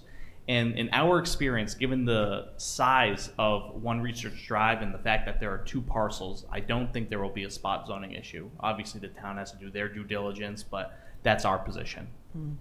Are you talking about 200 Freiburg? No, I think it really just has a parcel ID. I don't think there's an address on it. Oh, I see, yeah, that's Yep. Research Drive. Yep. Okay. You already mentioned sewer capacity, that obviously, and we talked about that toward the end of our conversation that Ian and I had with you all. I think that's important. I tend to disagree with Mark on the retail and concerns about drawing kind of, if there's a restaurant or some sort of coffee shop or eatery there. there are people that live all around there. We can see those properties. They may enjoy something closer and not have to come downtown, as well as there are businesses there, and business, people like to go and eat someplace and grab a drink. And so I don't share a concern about a draw away. We have lots of businesses on Route 9, and I hope to see them, and I'm not saying you don't want to see them flourish, but I want to see them flourish. And if I lived there, it would be great to be able to go downstairs and get something to eat. And that's not to say I wouldn't dine other places or shop other places. So I would love to see something a little more mixed use versus just apartments, but I'm not going to die on that hill. I don't know if I made this point already too. 5 of our 10 biggest taxpayers in town are apartment buildings. So we're talking about significant revenues that in a time where we could use more revenues to drive down. Yep. And I do think that the other thing we've talked about, and we talked about it with the development happening on Lyman Street, and it's come up in kind of our housing inventory about workforce housing and those types of things, and looking at this as a potential spot for that, especially with 1-bedroom units and more 1-bedrooms, but pretty much a 50-50 split, it sounds like, but it's slightly more 1-bedrooms. Again, we did talk about the impact on schools, which is something that's always important, and that would be something if this were to move forward on that. I think these are all great discussions. I think it goes back to the fact that, Mark, you started this, is really where we are at this point is basically saying, that we, with Mass General Law, that what we need to do is basically submit this to the planning board. I think the piece that will come back, and I think that what was being asked is that as this moves forward and we hear that stuff, that we consider, if at least a voting of a potential vote of support for this in front of the planning board for that warrant article, and that would come before us anyways on a warrant. And then again, through discussions, and again, it's going to be a vote of the board. But I think the ask was, if it moves forward to that step, the next step would be going to zoning board of appeals for that parking relief, and the potential ask for the board for votes of support there as well. One more question. Yes. And I'm sorry I was redundant. I'm just very cognizant of ways to bring the tax burden down on our existing taxpayers. But how much sewer are we talking in addition to what's already allocated? And sorry, go ahead. Go ahead. No. Well, I've reached out to Lisa Lane in May, and then just recently to get an update. And she had quoted that the town is allocating enough sewer to about 1,400 beds for residential development, and we're proposing 372 beds. So 1,400 There's 1,400 on top of what you're using at the office building? Oh no, I'm sorry. No. I can't tell you exactly what the sewer flow is at the office building at the moment. I can only tell you that the additional sewer flow is there at the moment because the town or DPW, whoever it may be, is allocating enough sewer flow to 1,400 new beds. Town-wide. Town-wide, correct. Okay. From Yes. capacity standpoint. So that's available. Correct. The existing, because the existing building is staying as is, Yeah. it's not giving up Anything. sewer capacity unless it was deemed that So they have. this would take up almost a quarter of the remaining sewer capacity in town? A little more than, No more than that. for residential. You But guys are good the at that. project that's being discussed isn't before you right now. Right. It's supposed to go through the permitting. So this is purely about the zoning. Yeah, no, I understand. Yep. Yeah. But I think it's important, it's an important factor. It'll be discussed at relevant times. I think it's important, again, we have it in our packet, but we've referenced Mass General Law a few times.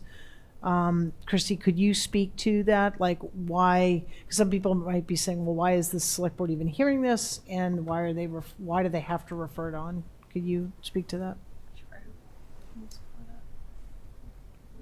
I mean, I can, but you had the connection with the town With council. council, yep. So essentially, when someone is proposing zoning, a zoning change. We haven't been through this process since I've been here, but when someone's proposing a zoning change on a property that they own, it would come to the select board first, and then the select board shall, so required, to refer it to the planning board, and that's when they hold the hearing.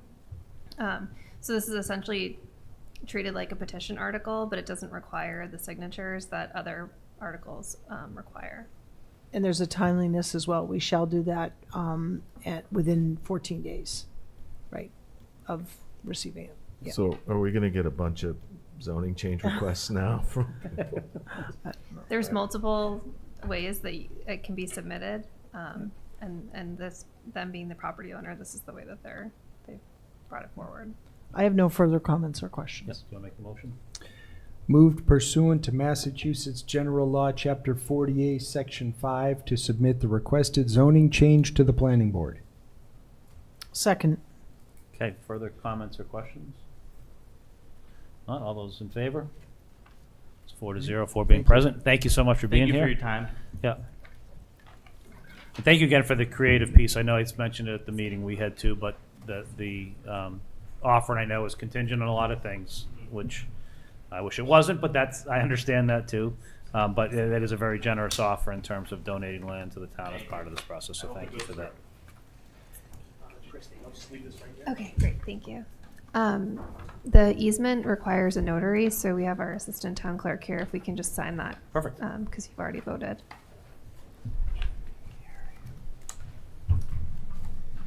Do we have the, Yeah, we have it here.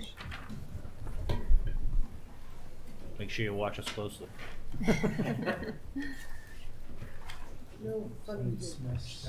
He only has a minute. Do I have to sign in blue? Okay, that wasn't, just not red. It's not red, not orange. That was for Kim's benefit. They have the signature page, and then that's your page.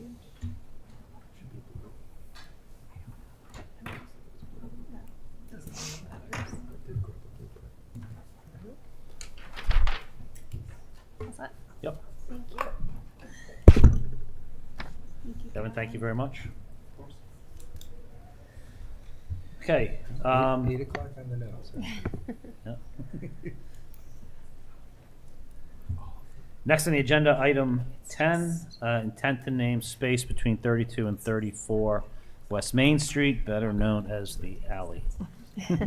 Christy. Yep, so this is the alley between the Coop and Town Hall. You had the Civic Club come before you this summer, offering a donation of $50,000 to begin to beautify that alley with planters and places to sit. And as part of their presentation, they offered a suggestion for a name for the alley. The board has recently approved a naming policy. So the first step in that policy is the board sort of declaring their intent to name a piece of public property. And so would be the first step. And then they would have to go through the process, and also making sure that it's advertised so that if other folks have suggestions, that they could equally participate in that process.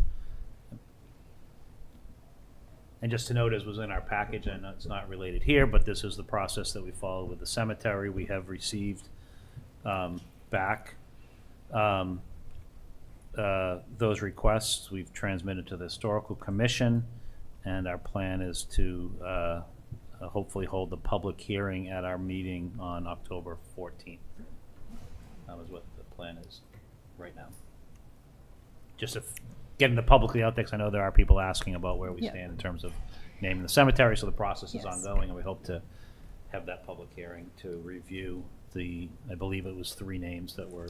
Yeah, so we've received 3 names, and as part of the process, we have to advertise those names for 14 days so that people can review them and then attend the public hearing and provide comment to the board. Would you like a motion? Yes, please. I would move our intention to name the area located between 32 and 34 West Main Street per the Select Board's naming policy. Second. Any questions or comments? All those in favor? It's 4-0 for being present. Let's move it forward. Thank you.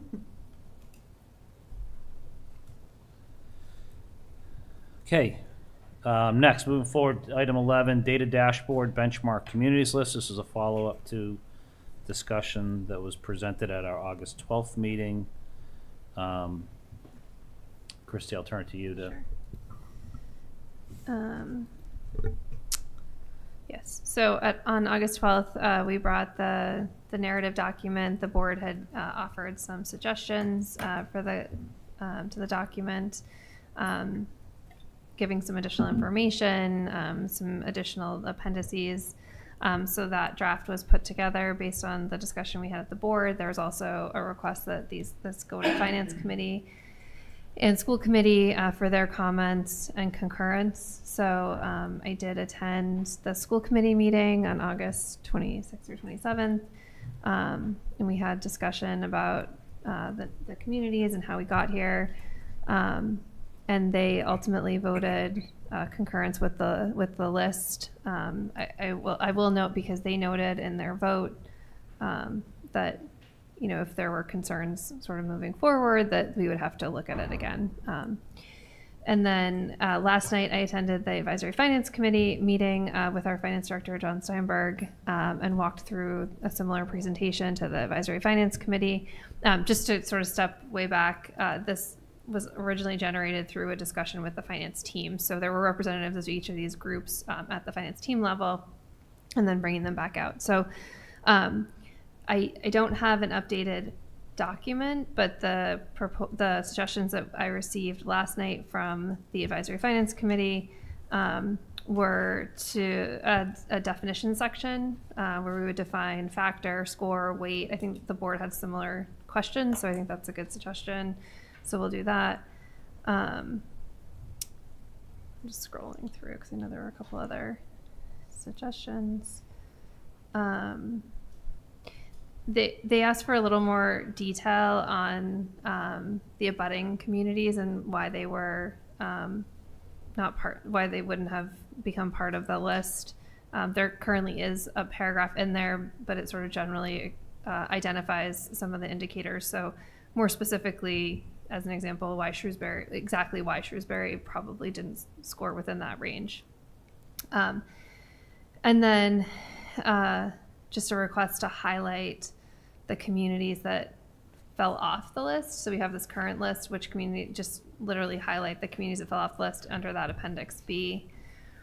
And then for outliers, we have a section, just as a reminder, we have a section about different communities that might not be as comparable to certain departments, and where we explain why.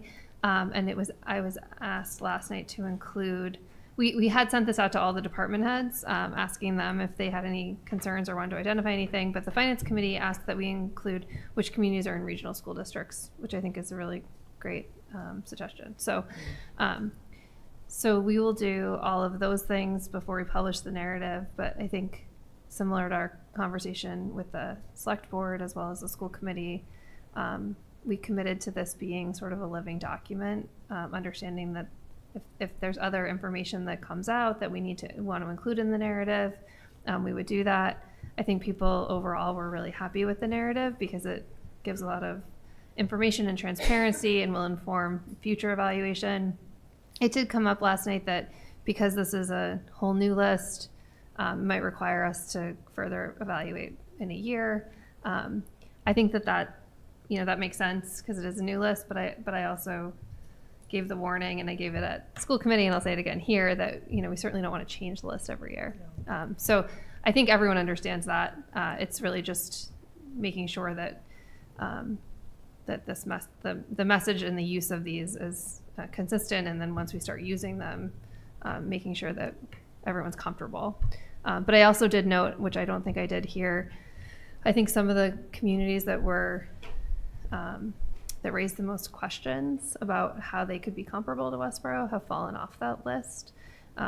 So I do think it's a good list, and we would use it for the budget summit for the first time for fiscal 27. So that would be at the end of this month. I know that there's changes to be made, that no one voted on the document. The vote was about the concurrence of the use of the list. So I would look to the board tonight to concur with the use of the list.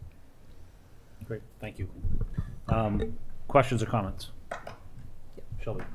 Chrissy, what communities fell off the list? I'd have to. Lexington. Okay, just clarification, not, fell off from the original list, not from this version. Oh, yeah, no, the communities are the same Okay. because the These are the methodology same. hasn't changed. Okay, So- sorry, I was. Yeah, so the Sorry. concurrence has happened, nothing has changed in terms of the list, it was more to, similar to ours, it was more to add clarification. I was Yeah. not clear, yes. Yeah, sorry. No, Yeah. I got So it. basically, there's agreement on Okay. the towns. So that's great. Glad that there's concurrence, all good comments from both Finance Committee and School Board, or School Committee. In our comments, I noted that we did want to see the other towns' scores, and I do see that we have the scores, the overall aggregate scores were added on, I think it's page 2. I do think it would be helpful as an appendix to see that referenced by the various scoring bands. So it looks like the appendix B maybe isn't in your packet. We only have appendix A. Yeah, sorry. So this is appendix B, and this is what the finance committee and the school committee looked at. Can so you make that apologize. bigger? I'm sorry, I'm like. Yeah, that's okay. Oh, there we go. Never mind. That's really big. Yeah, there you go. So this is, you're right. So this was asked for, and this was created at following the select board meeting. I'm not sure why it didn't. I apologize for It's not being okay. in your packet. It's but- in there, just didn't make Yeah. any update. Okay. So what's helpful here too is, and this is one that we did in the finance team, is you can see the ones that were close, but didn't make the list, but it was, and that was a discussion that was had. Good. And this is the appendix where we would highlight the ones that are no longer on the list, that were on the current Got it, list. yeah. Yeah. And also with asterisks, whatever, where you'd highlight where there were where there were certain areas that, like regional schools or call fire departments. That we were gonna, well, that is in the outlier section where we call out the town specifically. Okay. We could add highlighting. Even just a footnote, honestly, even if it's a number, I think if we start highlighting everything, we're gonna be like, what are all these colors? Just footnote to those that So- dropped off, Um, and if it's not already there, and then, Yeah, it's not, I don't wanna wordsmith, spend time wordsmithing here. Yeah. I just wanted to pull up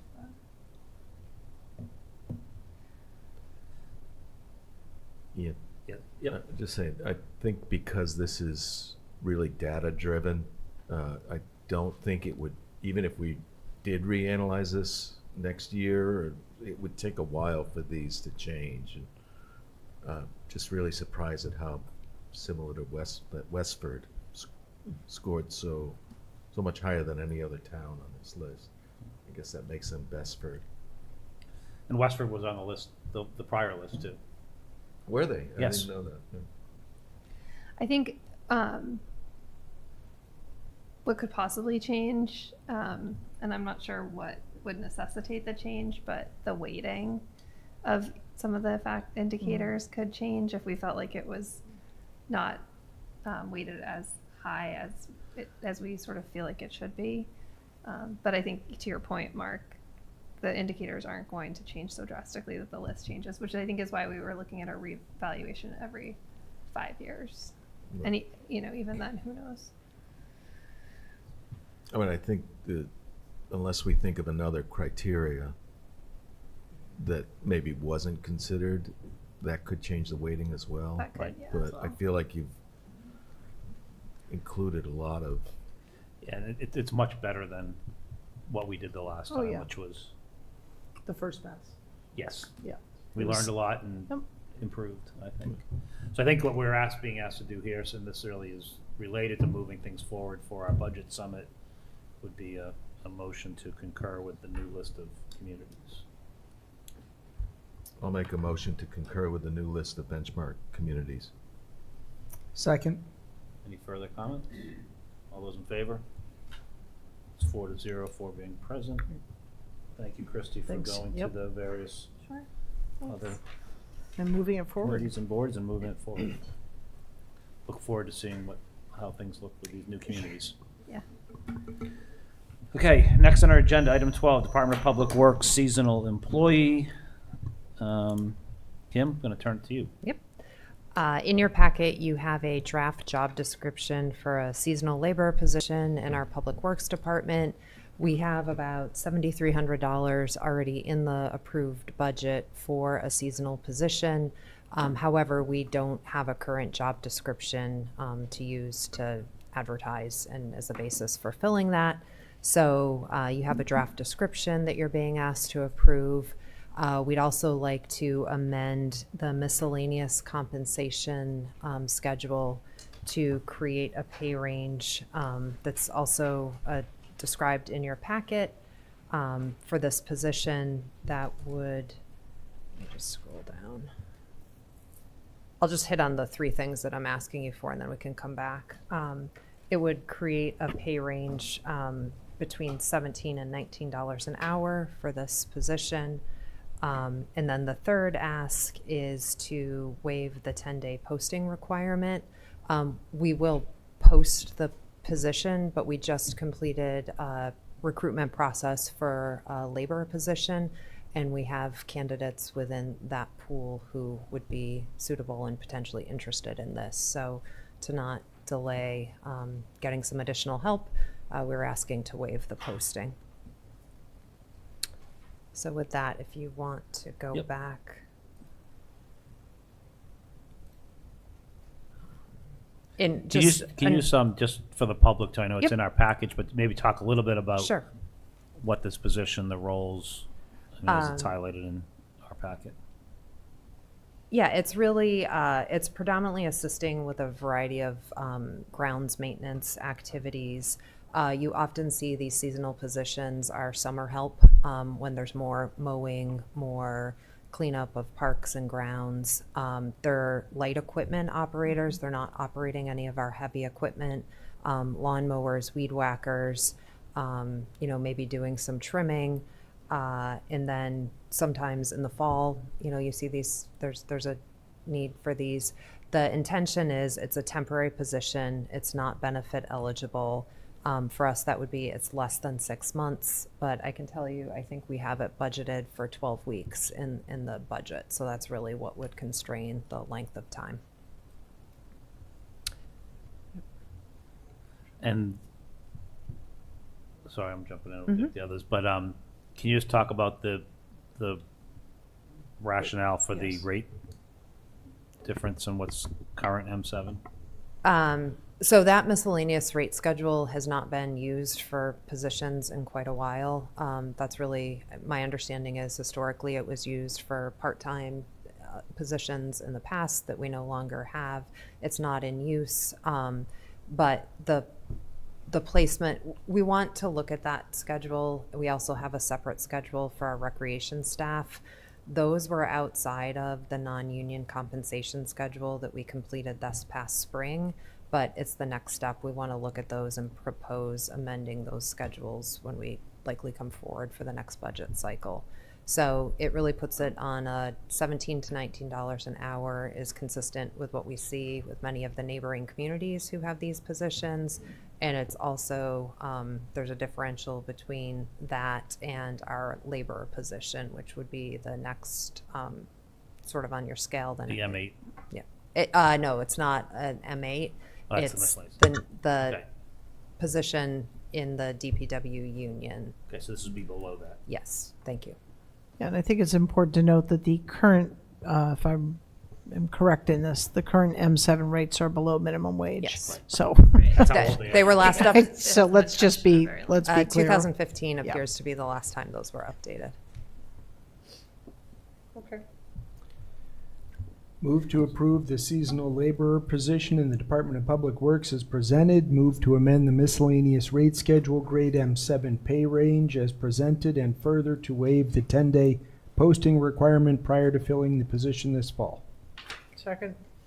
Any further comments or questions? All those in favor? 4-0 for being present. Thank you. Thank you. Okay, fall town meeting warrant. Christie. Yep, this is just an opportunity to walk through the warrant and identify any presentations. So I did send out a version 1 of the town meeting warrant that had I think 12 articles on it.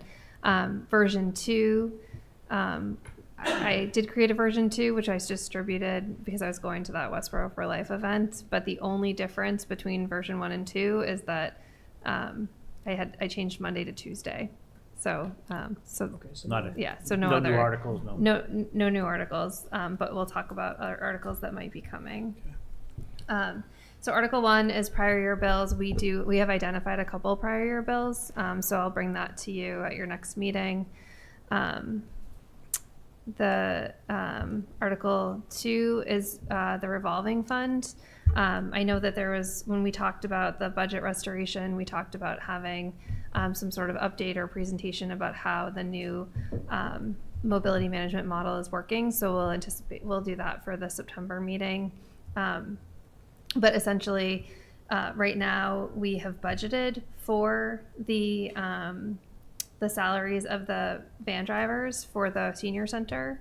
And then we receive money from WRTA to reimburse us, but it can't go directly to replenish that budget just based on municipal finance laws. So that actually goes into the general fund.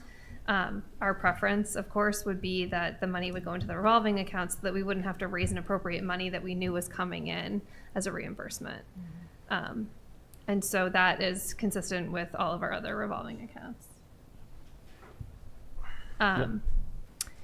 So what we would like to do is create this revolving account. We put it right up front because if that doesn't get approved, then the next article would not move forward. Yep. So the next article is that budget adjustment article. So we've taken into account that for the first several months of this fiscal year, we still would not be able to move that money. It has been deposited into the general fund. But then this considers the restoration of those positions that we talked about previously that would be fully funded from the savings that we're anticipating. And just really think it's an important point to keep making that this is not anticipated to be a one-time savings. So the budget restoration was only looked at as available because we anticipate this to be a multi-year savings, potentially permanent savings, assuming that everyone's satisfied with the mobility management model, which we have really good feedback, so we're excited to report that to you on the 30th. Okay. Article 4 is a budget adjustment. We have one student who is attending Norfolk County Agricultural High School. This is actually, it's listed as a school department article. It's similar to how we fund ASABET. We have a requirement to send our assessment, and we were not aware of it when we did the original budget. So this is a raise and appropriate to pay that assessment to Norfolk Aggie. Can I ask just a clarifying question on that? Will this show up as a budgetary line item for school, like outplacement? Yeah. So or is it its own because like ASABET? It'll show up like ASABET, so Okay. it'll be clear. Yeah, like Okay. ASABET. Okay. Yep. So Article 5, there's a special education reserve account. I can't remember if that was presented to you previously because I know we had talked about it. There was just conversation. There was Yeah, just I think we conversation should- last year, and then it Um, was passed over. Yeah. Oh, Or right. not. Well, didn't yeah, make it didn't end up Yeah. staying on. So I assume that you'll want superintendent Yes. to come. Yep. Please. The next 3 articles the next 2 articles are Affordable Housing Trust articles. They're planning to come anyway, of course, to talk about these articles. But the first one is the transfer of funds from the mitigation account for Pulte, and that was part of the mitigation from when they originally got their permits. That's not the other Pulte money that we talk about that's can be used for senior services and affordable housing. It's the original one. So we've gotten some of these payments, and as we get them, the Affordable Housing Trust comes to town meeting, and town meeting has to vote to transfer them to the trust. Chrissy, But that was specific for affordable housing, that money. I had a question on the way that's written. It requires Pulte to contribute $1,400,000, and then it says the provision further requires annual payments of 200 each year for the following 5 years. I thought the total mitigation payments were going to be 1.4, and this makes it sound like 1.4 plus Yeah, it does. 1. You're right. So we can fix that because your understanding is the same as mine. Okay. Yeah. The other thing, it may be helpful, even though I know you'll say it, or the Affordable Housing Trust will say it at town meeting, but is to speak to what this isn't, just as you said. Yeah. Yeah. That there is other money, that's not what we're talking about. Yeah. This is specifically related to that. Affordable. Affordable. Yep. We carry I think the reason the X's are in here is because it's an interest-bearing account. So we always end up sort of adjusting it. So the article, the way I've updated it and will come on version 3, is just, a sum of money. But we'll have an idea of what that sum of money is. And then that way we don't have to sort of change a few dollars when we get to town meeting. Article 7, I can't really speak to. I know this is very much a placeholder. I'm not sure if they're going to ask you to keep it on the warrant, but it's a transfer of town property, 22 Willow Street, to the Affordable Housing Trust. And that's all I know. So we'll let them explain it. Okay. Article 8 is the home rule petition. So we have the hearing, or the public meeting next week to talk about the number of signature those requirements. And that's Wednesday, correct? It The is. 17th. Wednesday. Yeah. Yes. Yeah. Wednesday the 17th. Goes Yes. another issue I have to. September cross off 17th my at 7 list. o'clock in this room. Article 9 is the means-based exemption. This was actually voted on 3 years ago at town meeting, and it had a 3-year sunset. So it's sunsetting, so they're bringing it back to be renewed. And have there been any changes to that? Because when I read it, I was like, haven't we already done this? I don't believe there's been any changes. Okay. Could you just check I can ask with Wendy to come. Do you think it makes sense to just, for the public's Yeah. piece ahead of town meeting, just have him come talk about it? At least I Yeah. think. Yeah, if we forgot that we did it, Yeah, probably the a good public idea. did too, so it's Yes, just, yeah. I mean, it doesn't have to be extensive, Sure. but just, I think that would be helpful. Yeah. Great. Number 10 is an exemption program being proposed by the Affordable Housing Trust. So the language of that exemption is within the article, and they'll speak to it at your next meeting. Okay. And then we have the roadway acceptance at Silver Hollow, which we started that process. So this is one of the many steps in the process to accept a road. So that's here. You'll actually you have another opportunity on the 30th. That's when you have to do the next step because it went to the planning board. They sent it back to you. So we'll talk about it again on the 30th because just as part of the process, but then also the warrant. So, and then Article 12 is a zoning bylaw, which our Director of Planning presented to you earlier today. So in addition, there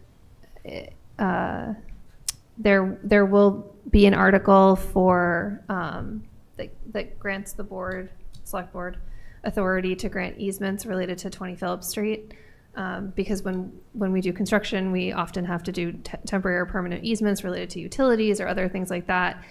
So we want to get the authority for you all to do that so that when we begin construction, you're able to do that. As an example, when we did the library article last year, the borrow was actually coupled with the authority for the Library Board of Trustees to sign easements. So it's just very common with construction projects. We also anticipate an article related to the grant that requires matching funds for the second section of BWALT. And so I'll have that amount on the next version. I know that when it was presented to you, there was discussion about it coming from CPA funds. The Community Preservation Committee has not yet established their process, so that those are not available to anyone at this point. And so, there's likely going to be an article for some amount for matching funds, which could be voted contingent on receiving the grant. So Christie, is it correct that we will not, well, let me ask it a different way. Will we have heard from the study and work that we talked about a couple meetings ago prior to our vote of support or not for said article? About the wetlands? Yes. Yeah. I don't know that timeline. So Okay. I don't want to say yes or no because I don't know for Okay. sure. So as this moves forward, that this meaning the warrant, if we could have a sense of the timeline of that, that would be helpful. Thanks. Okay. I will say that the Community Preservation Committee is meeting on the 15th, so hopefully we'll make some progress on that Okay. process, but I'm not in time for them. Yeah, it's not going to be enough time, obviously, No, to get I- it in for October. It actually makes sense that it's running in parallel with the capital planning process going forward. So I know everyone's anxious, but I think the March town meeting will probably be where it would most appropriately happen anyway. And then there has been discussion. I have heard. I am aware actually of 2 petition warrant articles. We have not received the petitions yet. So they're not on the warrant. They won't be until we receive all of the certified signatures. But there's 2 petition articles which have been forwarded to me just for a heads up by Mr. Savoy. And then we have had some discussion about potentially putting a committee together for celebration of thank you. Country's 250th. So the last the 300th committee was established by town meeting as appointed by the moderator. I've just had some discussion about it. I don't know if this board is interested in sponsoring that type of article. I haven't talked to the moderator about it. But so those are the only things that are kind of on my radar that are not on the warrant right now. Oh, thank you. What was that, Sean? Can you talk? Those are the only things on my radar, except for this one other thing that Sean just reminded me of.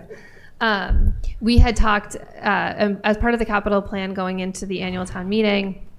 The capital planning committee had included the renovation of the pool at the community center as part of the capital budget, and then ultimately we passed over it. It came in actually higher than we had anticipated, and I think we had some questions. But one thing that we were told was that coming into the summer season, we would likely not get as favorable a bid response as we would potentially get going into the fall. So that is actually out to bid right now. The pool is out to bid right now. And so we would put an article, we would ask that there be an article placed on the warrant for that. We will not have the amount until right after the warrant closes. So it could be a similar thing. If it comes in high again, that it will make a decision. Right. on support for it. Do you want to add anything to that? No. We would, No before town meeting. Yes. oh, we'll know the number. We won't know before we close the warrant. Right. I think the bid opening is the first week in October. Thanks. Yeah. Thank you. Yeah, we're not gonna put it on if we're not. Yeah, no, I knew you wouldn't have said that, but I Yeah, was like. no, that's fine. yeah, okay. Okay. Thank you for that, Sean. Thanks, Sean. I thought maybe I'd zoned out for a minute. So. No, you were on point. The rest of us Yes. did. Any other questions? I think we got the folks that we want. I to do. come in. I don't know if you want to talk further or if you want me to do some additional work about that committee, or if you want to talk about it now, or if you just want to. Well, I would like to. I mean, it's a big one, right? We need to do more than just the block party, I think. So Yep. I'm not sure what that is, and I don't want to serve on that committee. So no, I mean I do, but I shouldn't. That's what I'm You saying. have a few. And I think one of the important reasons for talking about it at the fall town meeting rather than waiting to the annual town meeting is historically for events of this size, you also look for fundraising opportunities. And if you wait till March, then that's really, diminishes that opportunity. So if we're going to do it, I think it makes sense to talk about it at the fall town meeting. And I also think you're going to have opportunities throughout the year where you might want to do something special to celebrate, whether it be President's Day or, something besides the 4th of July. I mean, obviously that's the date that will kind of. No, I'm fully supportive of it too. I mean, I think the town would want to. We've heard since the 300th of trying to do more stuff around celebrations and bringing the community together, and this is a big one to do something like that. So I'm supportive. I mean, it sounds like we're asking you to talk to the moderator. Yep. I think that would be the best solution to follow that thing, and have him appoint the committee. And would, so the article would appoint the committee? Would give the power? What would the article do? It was just establish the committee. Establish the committee. Would it make sense to untangle the Money? the money from the 1717 Spirit Committee at the same time in a separate article? I think you could probably do it in the same article, if that's something that we wanted to do. I don't know. I mean, we'd probably want to speak with them, but I think that would require a town meeting vote anyway to set up that money for a different purpose than it currently is. So, And my last understanding, and it is a little bit dated, is that that committee does not have a quorum. I don't believe they do. Okay, so, with all due respect to efforts that have been made to stand up that committee, I don't feel obligated as a board to go and ask for, I mean, we couldn't because they don't have a committee that's, Could make a has a vote. quorum that could make a vote. So I think we have to just make that recommendation. Okay. So I can include that in the draft warrant article. Yep. And I'll send something to the folks that are appointed to that committee. Yeah, I mean, make as them a aware this is courtesy, what we're doing, yeah. and if It would they be- want to, yeah. Well, yeah, maybe they would want to volunteer for this new committee, and Right. we can, fill up, get halfway there. But I think it's in the best interest. I thank you for bringing it up, Shelby, because Yeah. I do think it's in the best interest of the town. This is money that's sitting there that's not being used, Yeah. and this is an opportunity to use it for A similar a purpose. very similar purpose. Yeah, and just again, for the public's benefit, this was money that was part of our 300 celebration. It wasn't spent, but the parameters around the appropriation were very specific. And so it's sort of been sitting over here, and we keep asking, can we use it for Halloween? Can we use it for this? Can we use, and Fireworks. It just, so now is the time, and let's do that. And yes, I would love, for those members who are currently part of the non-full committee to get their ideas, hear their support potentially, and see their participation going forward. Can I ask how much is left in that? I think it's 25,000 Yeah. maybe, Wow. around there. Yeah. Yeah. Yeah. It's a good chunk, yeah. It's not like $1,000. Yeah. Good. Okay. Great. Thanks. Anything else on that? No. Okay, let's move to item 14, town manager report. Yes. So we have a staff update, which we're really excited about. Amanda Chiavalotti has been hired to fill the position of executive assistant in our office. Her first day was Monday, August 25th. And please come by and say hi to her. Capital planning, we sent out an email right after we discussed the long-term capital plan at the select board meeting, asking folks to have their capital requests into us this week. So it's earlier timeframe than before, but that's because we're working through that prioritization process that we presented on. What's new, Westborough? So in addition to publishing the summer edition of the quarterly newsletter, we've also initiated a What's New Westborough Community Meeting edition, which is attached to the town manager report, but that is essentially intended to, there are individual flyers or different things that advertise these other meetings, but this is to kind of put it in one place to make it a little bit easier. So the first meeting is the final public outreach session for the open space and recreation plan on the 11th at 6 p.m. And then the public meeting we talked about with the citizens petition is next week on the 17th. And then on October 2nd, there's one related to the Jack Straw brook culvert improvements and stream restoration. So I don't know how often we'll put them out, but we want to keep using it because we've gotten good feedback. Crossing off these issues. Yeah, it keeps Mark, you know. You're doing a good job. Maybe you could be the editor. I'm gonna have nothing to talk about. We also are starting up Bagels with the Board again. So the first one to kick off this year is on September 16th. And I didn't put it here, but I think it's me and Sean. Yeah. So that's at the Senior Center, and that's the third Tuesday of every month. For department head updates from Public Works, Town Manager, Select Board Liaison, and representatives from DPW met with members from the Wastewater Treatment Plant Board to review and discuss the board's comments on updated sewer regulations. The comments were provided were generally to clarify aspects of the regulations that relate to the wastewater treatment plant and update dated language. It was agreed that when the regulations are updated in the future that we could incorporate some of their comments. Also, the town was awarded $135,500 as part of the Culvert Replacement Municipal Assistance Grant. Funds are for continued design for the Jack Straw Brook culvert improvements. There happens to be a meeting on that coming up. This is the fourth time in the past 4 years that the town has been awarded a CRMA grant, and a public info meeting, as we just mentioned, is on October 2nd in the Great Hall at 6 p.m. And then also under Senior and Social Services, we did publish a flyer shortly before the Labor Day weekend, and it's attached also here.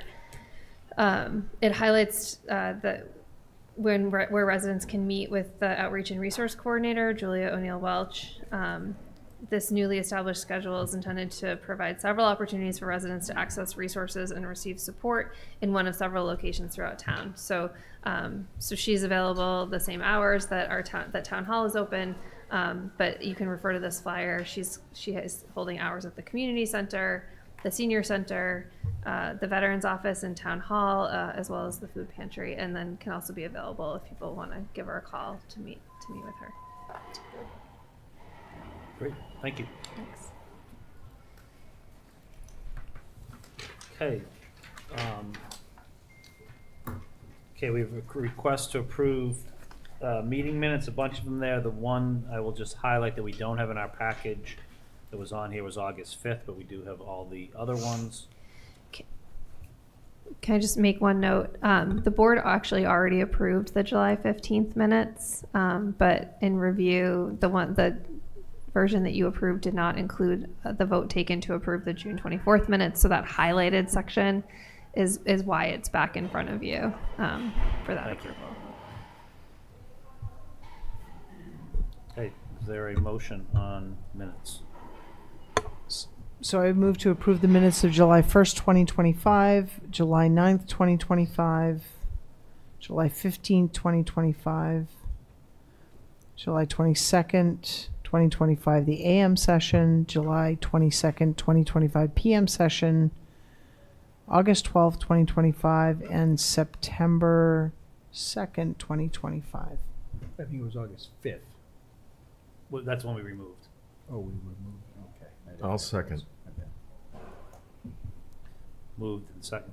It's the opposite of the executive session. Moved and second. All those in favor? It's 4-0, 4 being present. Okay, issues and correspondence of the select board.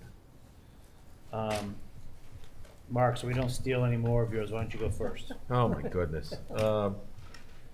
Should I talk about stuff next month like Christy does, or no? I'll just go with this week. We've got on Thursday is a public meeting for the HB Cottages, which is the Affordable Housing Trust proposed housing projects on High Street Extension and Beach Street. That's at 6 o'clock. Now I'm questioning my own calendar. Let me just get there. Yeah, 6 o'clock, and it's been moved to the fire station training room because we were under the impression that the elevator wasn't working at Forbes. So I'm not sure if it'll be moved back, but it'll be one of those two rooms. On Saturday is at the Amazon facility at 50 Otis.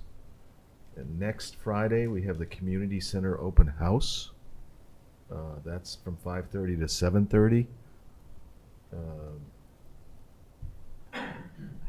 I think you stole the rest of mine, so I will go to the ATSC committee, the Active Transportation, and you guys know what it is, but just acronyms.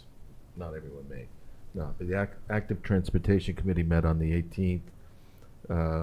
Just to highlight some of the things that we talked about, I don't want to get too. We talked about the changes at the high school where the parking is now angled and the lanes are one way. That was to promote safety. Two-way traffic that was a recommendation of the safety audit, or the safe routes audit, I should say. And the ATSC is also taking recommendations for crosswalk improvements or crosswalk, areas that might be missing a crosswalk, because they want to compile a list and hopefully approach DPW with putting that on the complete streets update. So I think those were the two biggest things I remember from that meeting. But let me just. They were talking about getting trained to do walk audits and seeing if there'll be high school students that would volunteer to get trained for that. The Fisher Street Bridge supposedly is going to be open at the end of August, but since it's September, I don't know. I don't have a great update on that. And yeah, I think that's about it for highlights. Great. Sheldon. Nothing for me. Sean. Yeah, so the Council on Aging met yesterday. Couple items, so didn't meet in August, so the director provided updates on July and August statistics. In July, they had average daily visits of roughly 55 users, down to 49 in August. And then there was just under 1,300 swipes in July and just over 900 in August. And the primary reason for the reduction is that they've begun to move classes, a lot of the exercise classes, over to the community center. So there is discussion or something that was talked about in the council is you have My Senior Center application over at the senior center, which counts users and applies them to specific classes and things so they can really judge use. It's a different mechanism over at the community center. So at some point in the future, it's something I think that we may want to be able to look at as we have multiple groups potentially over in the community center, and how is the use judged internally within that building. Can I ask a clarifying question on that? Is that just a matter of putting a terminal over at the community center? Well, but I think Or we shouldn't discuss it. they Just- don't have staff over there, so I don't know. It's $5,000 to add that, though. We've been looking at the cost if you have a similar setup to what they have at the senior center. So we're trying to find something that would accomplish the same tracking without that cost. So Okay, that's what we're thank doing. you. Thanks. Okay. And things are, in flux between the two, so. Yeah. Okay, thanks. WRTA, they've seen increased service use since the new model has been put in place, and they had 328 rides in both July and August. So also a consistent increase in use. They also mentioned that the Summer Tuesdays programs had a very positive response, that the biggest hit was bingo. And so they may be looking to do bingo on a more regular basis. And talked about having personalities in town, including select board members, maybe come and read off the numbers. So, forewarned. Okay. Better than us doing a performance or something. Yeah, I was Yes. thought I didn't know we where were going to do a go. comedy show or something. No. Some people call this that. So, and then finally, the outreach position is open and is currently being recruited. So, thank you. That's it. Great. I have nothing on committee or liaison reports, but just a couple things to highlight. I mark here, but just a reminder that September 27th coming up is Arts in Common, annual event in Bay State Common. And November 5th is the annual Westborough Good Scout Dinner, and happy to announce that our Westborough Good Scout recipient this year is Jim Tepper. So excited for that event at the Doubletree Hotel. More information coming out very soon on that. I'm sorry, what was the date? November 5th, Wednesday, November 5th. No, I meant Arts and Com. Oh, No, nice. just- September just- 27th. You should know. I do know. I'm just being a typical wise crap. Yep. And then the other final thing I had, and again, annual event coming up on November 22nd is the annual turkey trot, starting and finishing at the high school. So that is all that I had. Shelby, if you're okay, I'm going to have Sean read the executive session just because unless you want to. My feelings are not hurt. Okay. There's not much tonight, which is good. Rip the power from my hands. Go Yeah. for it. Again, feel free, thank you, okay. Move to executive session under Mass General Law, Chapter 30A, Section 21A6, to consider the purchase, exchange, lease, or value of real property at 10 and 12 Mill Road and 0 Isaac Miller, if the chair declares that an open meeting might have a detrimental effect on the board's negotiating position. And under Mass General Law, Chapter 30A, Section 21A7, to act under the authority of the Select Board to approve executive session minutes of July 1st, 2025, July 22nd, 2025, AM session, August 5th, 2025, and September 2nd, 2025. And I declare that an open session would have detrimental effect on the board's negotiating position, and that we will not be entering back into open session at the conclusion of this. Would like to thank Westborough TV again for live streaming and recording the meeting tonight, as always, and the great job that they do. Do I have a second to the motion for Second. executive session? Okay, roll call vote. Sean? Keo, yes. Marshall, yes. Silverberg, yes. And Johnson, yes. We are now in executive session.